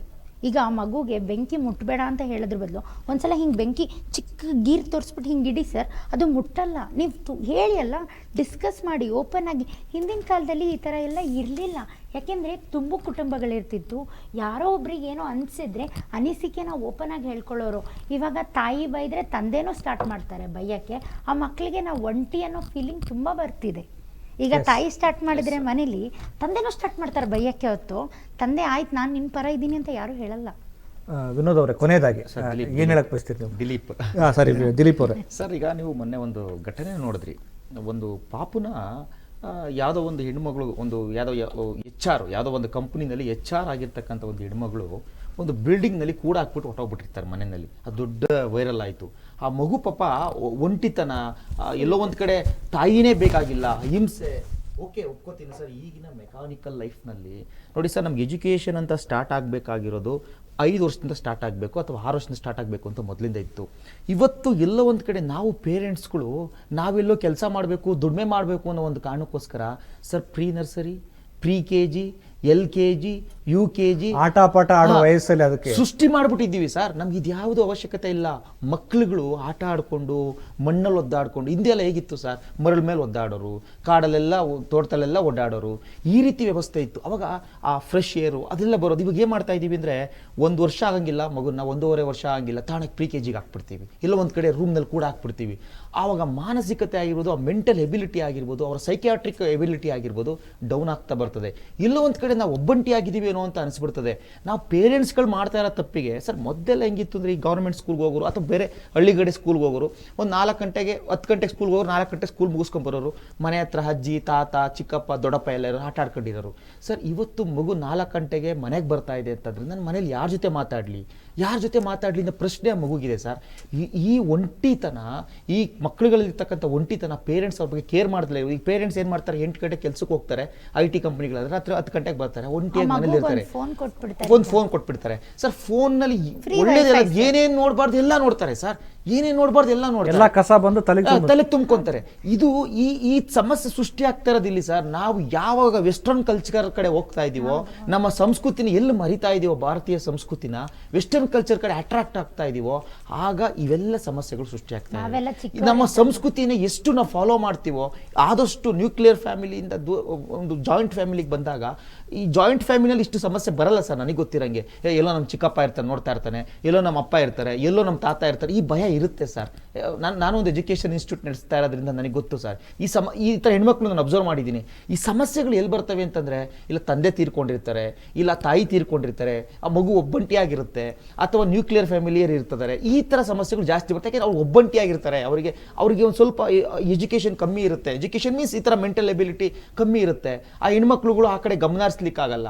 ಒಂದು ಭಯದ ವಾತಾವರಣ ಅನ್ನೋದಕ್ಕಿಂತ ಒಂಟಿತನ ಅನ್ನೋದು ಕಾಡ್ತಾ ಇದೆ ಸರ್. ಈ ಸಿಸ್ಟಮಿಂದ ನಾವು ದೂರ ಬರಬೇಕು ಸರ್. ಈ ಸಿಸ್ಟಮ್ನಿಂದ ನಾವು ದೂರ ಬಂದಾಗ ನಮ್ಮ ಮಕ್ಕಳುಗಳನ್ನ ನಾವು ರಕ್ಷಣೆ ಮಾಡ್ಬೋದು ಸರ್ ಈ ಸಮಾಜದಲ್ಲಿ. Okay thank you. ನಿಮ್ಮ ಹೆಸರು ದಿಲೀಪ್ ಗೌಡ ಅವರೇ. ಇಷ್ಟೊತ್ತು ನಮ್ಮ ಚರ್ಚೆಯಲ್ಲಿ ಭಾಗಿಯಾಗಿ ನಿಮ್ಮ ಚಿಂತನೆಗಳು ಹಂಚ್ಕೊಂಡಿದ್ದೀರಿ. Thank you. ಮೇಡಮ್, ಈಗ ನಾವು ಚರ್ಚೆ ಮಾಡ್ತಾ ಇದ್ವಿ ಅಂದರೆ ಅಂತರಗಳು ಹೆಚ್ಚಾಗ್ತಿದ್ದಾವೆ. ಅಂತರಗಳು ಹೆಚ್ಚಾದಾಗ ಒಂಟಿತನ ಕಾಡುವಂಥದ್ದು. ಒಂಟಿತನ ಕಾಡಿದಾಗ ಅಂಥ ಮನಸ್ಥಿತಿಯಲ್ಲಿರುವಂಥ ಮಕ್ಕಳಿಗೆ ತತ್ವಗಳು, ಸಿದ್ಧಾಂತಗಳು, ಇನ್ನೇನೇನೋ ಯಾವುದೋ ವಿಚಾರಗಳು ಬಂದು ಬಿಡ್ತವೆ. ಅಥವಾ ಯಾರೋ ಅವ್ರನ್ನ ಏನೇನೋ ಪ್ರೊವೋಕ್ ಮಾಡೋವಂಥದ್ದು, ಇಲ್ಲ ಇದೇ ಸರಿ ಅಂತ ಅವ್ರಿಗೆ ಯಾರೋ ಒಬ್ಬರು ನನ್ನ ಮಾತನ್ನು ಕೇಳೋರು ಅಥವಾ ಹೇಳೋರು ಬೇಕಾಗತ್ತೆ. ಅಲ್ಲಿ ಎಲ್ಲೋ ಮಕ್ಕಳು ಎಡವ್ತಾ ಇದ್ದಾರೆ ಅಂತ ಅನಿಸುತ್ತೆ. ಅಥವಾ ಅವರ ಭಾವನೆಗಳನ್ನು ಕೇಳೋಕ್ಕೆ ಯಾರೂ ಇರಲ್ಲ. ಅಥವಾ ನಾನು ಸರಿ ದಾರಿಗೆ ಹೋಗ್ತಿಲ್ಲ, ನಾನು ತಪ್ಪೆಜ್ಜೆ ಇಡ್ತೀನಿ ಅಂತ ಹೇಳ್ಕೊಳ್ಳೋಕ್ಕೆ ಅಥವಾ ಗುರುತಿಸಿ ಹೇಳೋರು ಇರಲ್ಲ. ಎಲ್ಲ ಒಂದು ಕಡೆ ಯುವಕರು ಇಲ್ಲಿ ದಾರಿ ತಪ್ಪಿದ್ದಾರೆ ಅಂತ ಅನ್ಸುತ್ತೆ ನಿಮಗೆ? 100% ಅನಿಸುತ್ತೆ. ಮೊದಲನೇದಾಗಿ ನಾನು ಆಗಲೇ ಹೇಳ್ದಂಗೆ ಪ್ರತಿಯೊಂದು ವರ್ಕಿಂಗ್ ಪ್ಲೇಸಲ್ಲಿ ಒಂದಷ್ಟು ಟೀಚರ್ನ ಇಟ್ಟು, ಒಂದಷ್ಟು ಆಟ ಸಾಮಾನು ಕೊಟ್ಟು, 10ನೇ ವಯಸ್ಸುವರೆಗೂ ಆ ತಾಯಿ ಎಲ್ಲಾದರೂ ಕೆಲ್ಸಕ್ಕೆ ಹೋದರೆ ಮಕ್ಳಿಗೂ ಒಂದು ಸ್ವಲ್ಪ ಜಾಗ ಮಾಡಿಕೊಡ್ಬೇಕು. ದಿಸ್ ಇಸ್ ಒಬ್ಬರು ಇಂಡಿವಿಜುವಲ್ ಅಲ್ಲ, ಇಟ್ಸ್ ಅ ಸೊಸೈಟಿ. ಸೊ ಪ್ರತಿಯೊಬ್ಬರು ಫ್ಯಾಮ್ಲಿಯಲ್ಲೂ ಮಕ್ಕಳಿದ್ದಾರೆ. ಸೊ ನಮ್ಮ ಮಕ್ಕಳಿಗೆ, ನನ್ನ ಮಗುಗೆ ನನಗೆ ಯಾವ ಥರ ಬೇಕು ಅಂತ ಅನ್ನಿಸ್ದಾಗ ಆ ಇನ್ಸ್ಟಿಟ್ಯೂಷನ್ ಯಾರು ರನ್ ಮಾಡ್ತಾರಲ್ಲ ಅವ್ರಿಗೂ ಅದು ಭಾವನೆ ಬರಬೇಕು. ನನ್ನ ಮಕ್ಕಳಿಗೆ ನಾನು ಎಲ್ಲೋ ಕಳಿಸ್ಬೇಕು ಅನ್ಕೋತಿದ್ದೀನಿ, ನನ್ನ ಕಡೆ ಕೆಳಗಡೆ ಕೆಲಸ ಮಾಡ್ತಿದ್ದಾರಲ್ಲ ಇವ್ರಿಗೂ ಏನಾದರೂ ಒಂದು ನಾನು ಪ್ರಾವಿಷನ್ ಮಾಡಬೇಕಿಲ್ಲಿ ಅವ್ರ ಮಕ್ಕಳ ಜೊತೆ ಒಂದಷ್ಟು ತಿರಕ್ಕೆ ಅಂತ. Very important, irrespective of it. ಒಂದನೇದು. ಎರಡನೇದು, ನಾನು ಆಗಲೇ ಹೇಳ್ದಂಗೆ ಪ್ರತಿಯೊಂದು ಮಗುನು ನಮ್ಮ ಜೊತೆ ಕೂರಿಸ್ಕೊಂಡು 10 ವಯಸ್ಸುವರೆಗೂ ಬರೋವರೆಗೂ ಅವ್ರಿಗೆ ಏನೇನು ನಡೀತಿದೆ ಕ್ವಶನ್ನ ಅವ್ರ ಕೈಯಲ್ಲಿಂದ ನಾವು ಉತ್ತರ, ತಪ್ಪು ಏನು ಸರಿ ಏನು ಅಂತ ನಾವು ಯಾವಾಗಲೂ ಹೇಳೋದಲ್ಲ, ಅವ್ರ ಕೈಯಲ್ಲಿ ಹೇಳಿಸಿ ಅವ್ರನ್ನ ಯೋಚನೆ ಮಾಡೋ ಶಕ್ತಿ ನಾವು ಅವರಲ್ಲಿ ತುಂಬಬೇಕು. ಅಷ್ಟೇ ಅಲ್ಲದೆ ಎಜುಕೇಷನ್, ನಾವು ಪ್ರತಿಯೊಂದು ಇನ್ಸ್ಟಿಟ್ಯೂಷನ್ ಕಳಿಸ್ದಾಗಲೂ ಒಂದೊಂದು ಕ್ಲಾಸಲ್ಲಿ 30-40 ಜನನೋ ಸ್ಟೂಡೆಂಟ್ಸ್ ಇರ್ತಾರೆ. ಜನರಲಿ ಒಂದೊಂದ್ಸತಿ 100 ಜನ ಸ್ಟೂಡೆಂಟ್ಸ್ ಇರ್ತಾರೆ ಸರ್. ಒಬ್ಬರು ಟೀಚರ್ 100 ಜನ ಸ್ಟೂಡೆಂಟ್ಸ್ ಹೆಸರು ಹೆಂಗೆ ಸರ್ ನೆನ್ಪಿಟ್ಕೋತಾರೆ? ಎಷ್ಟು ದಿನ ಅಂತ ನೆನ್ಪಿಟ್ಕೋತಾರೆ ಸರ್? ಅದು ಲಿಮಿಟೆಡ್ ನಂಬರ್ ಇರಬೇಕು. ಅವ್ರನ್ನ ನೋಡ್ಕೋಬೇಕು, ಈ ಸ್ಟೂಡೆಂಟ್ ಹೆಂಗಿದ್ದಾರೆ. ಆ್ಯಕ್ಚುಲಿ ಕಾಲೇಜ್ಗಳಲ್ಲೂ ತುಂಬ ಕಾಲೇಜ್ಗಳಲ್ಲಿ 50 ಜನಕ್ಕೆ ರಿಸ್ಟ್ರಿಕ್ಷನ್ಸ್ ಮಾಡಿ 120 ಜನ ಒಂದು ಕ್ಲಾಸ್ ರೂಮಲ್ಲಿ ಏನೋ ಬರ್ತಾರೆ, ಏನೋ ಓದ್ಕೋದೆ. Teacher cannot keep a track of every student what it is. And students, ಟೀಚರ್ಸ್ದು ರೆಸ್ಪಾನ್ಸಿಬಿಲಿಟಿ ಇದೆ. ಸೊ ಒಂದಷ್ಟು ಟೀಚರ್ಸು ಸ್ಟೂಡೆಂಟ್ಸ್ನೂ ಸರಿಯಾಗಿ ನೋಡಲ್ಲ. ಸ್ಟೂಡೆಂಟ್ಸು ಟೀಚರ್ಸ್ ಹತ್ರ ಹೋದಾಗ ನಾನು ಏನಾದರೂ ಎಕ್ಸ್ಪ್ಲೇನ್ ಮಾಡಿದಾಗ ಅವ್ರ ಬಗ್ಗೆ ಕೇಳಿಸ್ಕೋಬೇಕು. ಟೀಚರ್ಸ್ ಶುಡ್ ಫೀಲ್ ಪ್ರತಿಯೊಂದು ಸ್ಟೂಡೆಂಟು ನನ್ನ ಮಗು ಏನೋ ಬಂದಿದ್ದಾರೆ ಅಂದರೆ ಅವ್ರಿಗೇನೋ ಒಂದು ವಿಷಯ ಇದೆ ಸರ್. ಅದಕ್ಕೆ ಜನರಲಿ ಮಕ್ಕಳು ಹೋಗೋದೇ ಕಷ್ಟ, ಅದರಲ್ಲೂ ಟೀಚರ್ ಹತ್ರ ಬಂದು ಏನೋ ಹೇಳಿಸ್ಕೋಬೇಕು, ಕೇಳಬೇಕು ಅಂದಾಗ teacher should make them sit, understand, counselling ಮಾಡಬೇಕು ಸರ್. ಏನಾದರೂ ಆಗ್ತಿದೆಯಾ, ಓಕೆ ಕೌನ್ಸ್ಲಿಂಗ್ ಮಾಡಿ ಇಮ್ಮಿಡಿಯೇಟಾಗಿ ಅವ್ರ ತಂದೆ ತಾಯಿಗೆ ಇನ್ಫಾರ್ಮ್ ಮಾಡಿ ಅಲ್ಲೊಂದು ರಿಯಾಕ್ಷನ್ ಆಗಬೇಕು ಸರ್. ಇಲ್ಲ ಹಾಗೆ ಬಿಟ್ಟರೆ, ಈಗ ಇದು ಕೇಸಲ್ಲಿ ಪಾಪ ಅವ್ರಿಗೆ ಗೊತ್ತಿತ್ತು, ಹಂಗೆ ಒಂದು ಸ್ವಲ್ಪ ನೆಗ್ಲೆಕ್ಟ್ ಮಾಡಿ ಅದು ಅಲ್ಲೇ ಇಟ್ಬಿಟ್ಟು ಅವ್ರು ಕಾರ್ಪೊರೇಟ್ ಆಗಿದ್ದಾಗ ಅವ್ರು ಪೊಲೀಸಾದ್ರು ಸಪೋರ್ಟ್ ಬರ್ತಾರೆ sir. If he was not a corporator, ಸಾಮಾನ್ಯ ಪರ್ಸನ್ ಕೇಸ್ ಮಾಡಿಕೊಂಡು ಪೊಲೀಸರು ಸಹ ಎಸ್ಪೆಷಲಿ ಇಂಥ ಕಾಲೇಜಸ್ ರೌಂಡ್ ಹಾಕ್ಬೇಕು ಸರ್. ಎಷ್ಟು ಜನ ಪೊಲೀಸರು ಚರ್ಚೆ ಮಾಡೋಣ. ಈಗ ನಮ್ಮ ಚರ್ಚೆಗೆ ಇದೀಗ ತಾನೇ ಜಾಯ್ನ್ ಆಗಿದ್ದಾರೆ ಶಿಲ್ಪಾ ಶ್ರೀನಿವಾಸ್ ಅವರು, ಸಾಮಾಜಿಕ ಚಿಂತಕರು. ಮೇಡಮ್, ಚರ್ಚೆಗೆ ಸ್ವಾಗತ. ನಮಸ್ತೆ ಸರ್. ಈಗ ನಾವೆಲ್ಲ ಚರ್ಚೆ ಮಾಡ್ತಾ ಇದ್ವಿ, ಹುಬ್ಬಳ್ಳಿಯ ನೇಹ ತಮ್ಮ ಬದುಕನ್ನು ಕಳ್ಕೊಂಡಿದ್ದಾರೆ, ಕೊಲೆಯಾಗಿದ್ದಾರೆ. ನೂರಾರು ಕನಸುಗಳನ್ನ ಇಟ್ಕೊಂಡಂಥ ವಿದ್ಯಾರ್ಥಿನಿ. ಇನ್ನೂ ನಮ್ಮ ರಾಜ್ಯದಲ್ಲಿ, ದೇಶದಲ್ಲಿ ಈ ವಿದ್ಯಾರ್ಥಿಗಳು ಕನಸುಗಳನ್ನ ಇಟ್ಕೊಂಡು ಓದ್ತಾ ಇರ್ತಾರೆ. ಹೀಗೆ ಯಾವ್ಯಾವುದೋ ಸಿಲ್ಲಿ ಕಾರಣಗಳಿಗೋಸ್ಕರ ಬಲಿ ಆಗ್ತಿದ್ದಾರೆ. ಏನು ಹೇಳ್ತೀರಿ? ಮೊದಲನೇದಾಗಿ ಸರ್, ತುಂಬ ಸಂಕಟ ಆಗ್ತಾ ಇದೆ. As the mother of a teenage child, ಆ ತಾಯಿ ಆಕ್ರಂದನ ನೋಡೋದಕ್ಕಾಗ್ತಾ ಇಲ್ಲ. ಎಂಪತಿ ಅಂತ ಏನಂತಾರೆ, ನಮ್ಮನ್ನು ನಾವು ಅವ್ರ ಜಾಗದಲ್ಲಿ ಇಟ್ಕೊಂಡು ನೋಡಿದ್ರೆ ಆ ದುಃಖನ ತಡ್ಕೊಳಕ್ಕೆ ಆಗದಿರೋ ಇರೋಂಥ ದುಃಖ, ಅದು ಪುತ್ರ ಶೋಕಂ ನಿರಂತರಂ ಅನ್ನೋ ಹಾಗೆ ಅವ್ರಿಗೆ ಜೀವನ ಪರ್ಯಂತ ಕಾಡುತ್ತೆ. ಬಟ್ ಈಗ when we come to the back drop of it, why it happened ಅಂತ, ಈ ರೀತಿ ಇದೆ ಮೊದಲನೇದಲ್ಲ ಪ್ರಕರಣ, ಇದೆ ಕಡೆದೂ ಅಲ್ಲ. ಆ ಮಾಡಿರುವಂಥ ಇದು ತಪ್ಪಲ್ಲ ಸರ್, ಇದು ಅಪರಾಧ. It's not a mistake, it's a blunder. ಇದಕ್ಕೆ ನಮ್ಮ ಲಾನಲ್ಲಿ ಏನು ಶಿಕ್ಷೆ ಇದೆ? ಇಡೀ ನಮ್ಮ ಸಮಾಜದಲ್ಲಿ ಯಾರಿಗೂ ಶಿಕ್ಷೆಯ ಭಯ ಇಲ್ಲ. ಎಲ್ಲಿವರೆಗೂ ಶಿಕ್ಷೆಯ ಭಯ ಇರೋದಿಲ್ವೋ ಇದು ನಿರಂತರವಾಗಿ ನಡೀತಾನೆ ಇರುತ್ತೆ. ಇದ್ರೋರ್ ತನಕ ಯಾವ ಒಂದು ಗೌರ್ಮೆಂಟನ್ನ ನಾವು ಇದಕ್ಕೆ ಬ್ಲೇಮ್ ಮಾಡಬೇಕೋ ಅಥವಾ ನಮ್ಮ ಲಾನ ಕ್ರಿಯೇಟ್ ಮಾಡಿರುವಂಥ ನಮ್ಮ ಕಾನ್ಸ್ಟಿಟ್ಯೂಷನಲ್ಲಿ ಇದಕ್ಕೆ ತಕ್ಕನಾದ ಲಾಸ್ ಇಲ್ವಾ ಅಂತ ಬ್ಲೇಮ್ ಮಾಡಬೇಕು. There has been no reformations. ಇದಕ್ಕೆ ಯಾವುದೇ ರೀತಿಯಾದಂಥ ತಿದ್ದುಪಡಿಗಳನ್ನು ತಂದಿಲ್ಲ. ಎಲ್ಲಿವರೆಗೂ ಶಿಕ್ಷೆಯ ಭಯ ಇರೋದಿಲ್ವೋ ಇದು ನಿರಂತರವಾಗಿ ನಡೀತಿರುತ್ತೆ ಸರ್. ಇವತ್ತು ನಾವು ಇಲ್ಲಿ ಬರ್ಬೋದು, ಮಾತಾಡ್ಬೋದು, ಹೋಗ್ಬಿಡ್ಬೋದು, ಆದರೆ ಇದಕ್ಕೆ ಪರಿಹಾರ ಸಿಗೋದು ಲಾ ಎನ್ಫೋರ್ಸ್ಮೆಂಟ್ ಆದಾಗಲೇ ಇದಕ್ಕೆ ತಕ್ಕನಾದ ಒಂದು ಪರಿಹಾರ ಸಿಗೋದು, ಇದಕ್ಕೆ ನ್ಯಾಯ ಸಿಗೋದು ಸರ್. ಇದು ನನ್ನ ಅನಿಸಿಕೆ. ಏನಾಗುತ್ತೆ ಇಂಥ ಘಟನೆಗಳಾದಾಗ ಕೇವಲ ಏನು ಇಲ್ಲ ಇದು ಇಂಥ ಜಾತಿಯವ್ರು ಮಾಡಿದ್ರು, ಇಂಥ ಧರ್ಮದವ್ರು ಮಾಡಿದ್ರು, ಇಲ್ಲ ಇಂಥ ಧರ್ಮದವರೇ ಜಾಸ್ತಿ ಮಾಡೋದು, ಇದು ಇವರೇ ಮಾಡಿರಬೇಕು ಅಂತೇಳಿ ನಾವೇ ಜಡ್ಜ್ಮೆಂಟ್ ಕೊಟ್ಬಿಡ್ತೀವಿ. ನಿಜವಾಗ್ಲೂ ಸಮಸ್ಯೆಗೆ ಪರಿಹಾರ ಏನು, ಯಾಕೆ ಹಿಂಗೆ ಆಗ್ತಾ ಇದೆ ಅಂತ ನಾವು ಯೋಚನೆ ಮಾಡಲ್ಲ. ಆಮೇಲೆ ನಮ್ಮ ರಾಜಕಾರಣಿಗಳು ಸಹ ಬರ್ತಾರೆ, ಒಂದು ಸ್ಟೇಟ್ಮೆಂಟ್ ಕೊಡ್ತಾರೆ, ಇದ್ರ ಯಾವುದೇ ಕಾರಣಕ್ಕೂ ನಾವು ಬಿಡಲ್ಲ, ಖಂಡಿಸ್ತೀವಿ, ಬಂದ ಮಾಡಲಿ ಅಂತ ಹೇಳ್ತೀವಿ. ಆದರೆ ಯಾವ ರಾಜಕಾರಣಿಗಳು ಕೂಡ ವಿದ್ಯಾರ್ಥಿನಿಯರ ಭವಿಷ್ಯದ ದೃಷ್ಟಿಯಿಂದ, ಮಹಿಳೆಯರ ಭವಿಷ್ಯದ ದೃಷ್ಟಿಯಿಂದ, ಸುರಕ್ಷತೆಯ ದೃಷ್ಟಿಯಿಂದ ಸದನಗಳಲ್ಲಿ ಒಂದು ದನಿ ಎತ್ತಿ ನಾವು ಕೇಳೇ ಇಲ್ಲ. ತುಂಬಾ ಕಡಿಮೆ ಮಹಿಳೆಯರ ಬಗ್ಗೆ ಮಾತಾಡ್ರೆ ಅಂದ್ರೆ ಮಾತೇ ಆಡಲ್ಲ. 100% ಕರೆಕ್ಟ್ ಆಗಿ ಹೇಳಿದ್ರಿ ಸರ್. ಅದೇ ಪಬ್ಲಿಸಿಟಿ ಸ್ಟಂಟ್ಸ್ಗೋಸ್ಕರ ಆ ಮೊಮೆಂಟ್ ಅಲ್ಲಿ ರಿಮಾರ್ಕ್ಸ್ ಹೇಳೋದು, ಅಥವಾ ನಾವು ತುಂಬಾ ಅವರೊಂದಿಗಿದೀವಿ, ಆ ದುಃಖನ ಯಾರು ಆ ದುಃಖನ ಹಂಚ್ಕೊಳಕ್ ಸಾಧ್ಯ ಇಲ್ಲ ಸರ್. ಯಾರು ಹೇಳಕ್ಕಾಗಲ್ಲ ನಿಮ್ಮ ದುಃಖ ನಮ್ಗೆ ಅರ್ಥ ಆಗುತ್ತೆ ಅಂತ. ಅದು ಪಟ್ಟವ್ರಿಗೆ ಮಾತ್ರನೇ ಅರ್ಥ ಆಗೋದು. ಆ್ಯಂಡ್ ಆ್ಯಸ್ ಅ ಮದರ್ ನಾವು ಹೆಣ್ಣು ಮಕ್ಕಳಿಗೆ ಯಾವ ರೀತಿ ಕಲ್ಚರ್ ಕೊಡ್ತೀವಿ, ಸಂಸ್ಕಾರ ಕೊಡ್ತೀವಿ, ಅವರಿಗೆ ಹೇಳ್ತೀವಿ ನಿನ್ನ ಸಮಾಜದಲ್ಲಿ ಹೀಗಿರಬೇಕು, ಅಷ್ಟೇ ರೀತಿಯಾಗಿ ಗಂಡು ಮಕ್ಕಳ ತಾಯಂದರು ಅವರ ಗಂಡು ಮಕ್ಕಳಿಗೆ ಯಾವ ರೀತಿ ನಡ್ಕೋಬೇಕು, ಸಂಸ್ಕಾರ ಅಂದರೆ ಏನು, ನೀನು ಹೇಗೆ ಗೌರವಿಸಬೇಕು, ಇನ್ಕ್ಲೂಡಿಂಗ್ ಯೋರ್ ಓನ್ ಮದರ್, ನಿನ್ನ ಹೆತ್ತವರು, ನಿನ್ನ ತಂಗಿ, ಅಕ್ಕ, ನಿಮ್ಮ ಮನೇಲಿರುವಂಥ ಹೆಣ್ಮಕ್ಳು, ಮತ್ತೆ ಹೊರಗಡೆ ನೀನು ಓದೋದಕ್ಕೆ ಹೋದಾಗ ಸಮಾಜದಲ್ಲಿ ಹೆಣ್ಣು ಮಕ್ಕಳನ್ನ ಪ್ರತಿಯೊಬ್ಬರನ್ನು ಗೌರವದಿಂದಾನೇ ಶುರುವಾಗಬೇಕು ಆ ನೋಟ. ಅದು ಹೇಗೆ ಅನ್ನೋದನ್ನ ಮನೆಯಿಂದ ಶುರುವಾಗಬೇಕು ಸರ್. ತಾಯಿ ಇರ್ಬೋದು, ತಂದೆ ಇರ್ಬೋದು, ಬಿಕಾಸ್ ಪೇರೆಂಟ್ಸ್ದು ಆದ್ಯ ಕರ್ತವ್ಯ ಅದು ಮಕ್ಕಳಿಗೆ ಹೇಳ್ಕೊಡುವಂಥದ್ದು. It has to start from a very early age childhood. ಇದು ಬರೀ ಇದು ಶಿಕ್ಷಕರದು ಮಾತ್ರ ಕರ್ತವ್ಯ ಅಂತ ನಾವು ಹೇಳೋಕ್ಕಾಗಲ್ಲ. ಈಗಿನ ಕಾಲದ ಮಾಡರ್ನ್ ಪೇರೆಂಟಿಂಗ್ ಹೆಂಗಾಗೋಗಿದೆ, ಇಬ್ರು ದುಡ್ಡಿನ ಹಿಂದೆ ಓಡೋದಕ್ಕೆ, ಅದರಲ್ಲೂ ಬೆಂಗಳೂರಂಥ ನಗರಗಳಲ್ಲಿ ಜೀವನ ಮಾಡಬೇಕು ಅಂದರೆ ಇಬ್ರು ದುಡಿಲೇಬೇಕು ಅನ್ನೋದೊಂದು ಕಾನ್ಸೆಪ್ಟು. ಸೊ ಆ ದುಡಿತದ ಹಿಂದೆ ಬಿದ್ದಾಗ ಮಕ್ಕಳನ್ನ ಹೆರ್ತೀವೇ ಹೊರತು ಅವ್ರನ್ನ ಸಾಕೋದಕ್ಕೆ ಸಮಯ ಇಲ್ಲ. ಎಲ್ಲೋ ಬಿಡೋದು, ಯಾವುದೋ ಚೈಲ್ಡ್ ಕೇರು, ಯಾವುದೋ ಡೇ ಕೇರ್, ಅವ್ರು ಏನು ಸಂಸ್ಕಾರ ಕಲಿಸ್ತಾರೆ ಚಿಕ್ಕ ವಯಸ್ಸಿಂದ? ಇತ್ತೀಚೆಗಷ್ಟೇ ನಾವು ನೋಡಿದ್ವಿ, ಯಾವುದೋ ಒಂದು ಡೇ ಕೇರ್ ಸೆಂಟರಲ್ಲಿ ಒಂದು ಮಗು ಇನ್ನೊಂದು ಮಗುನ ಹಲವಾರು ಬಾರಿ ಹೊಡೆದು, ಅದು ಎಷ್ಟು ದೊಡ್ಡ ಚರ್ಚೆಗೆ ಇದಾಯಿತು. ಯಾವುದನ್ನು ನಾವು ಅಲ್ಲಿ ಕಳಿಸ್ಬಿಟ್ಟಿದೀವಿ, ನಮ್ಮ ಜವಾಬ್ದಾರಿ ಮುಗ್ದು ಹೋಯ್ತು ಅಂತ ಶಿಕ್ಷಕರ ಮೇಲೆ ಹಾಕ್ಬಿಡೋದು, ಶಿಕ್ಷಕರು ನಮ್ದೇ ಅಲ್ಲ ಜವಾಬ್ದಾರಿ ತಾಯಿ ತಂದೆಯರದು ಕೊಡು ಅಂತ ಅವ್ರು ಬಿಟ್ಟು ಬಿಡೋದು. ಇಲ್ಲಿ ಮಗುವಿಂದ ಏನಾಗ್ತಿದೆ finally? He is confused, he or she, the child is confused what to do.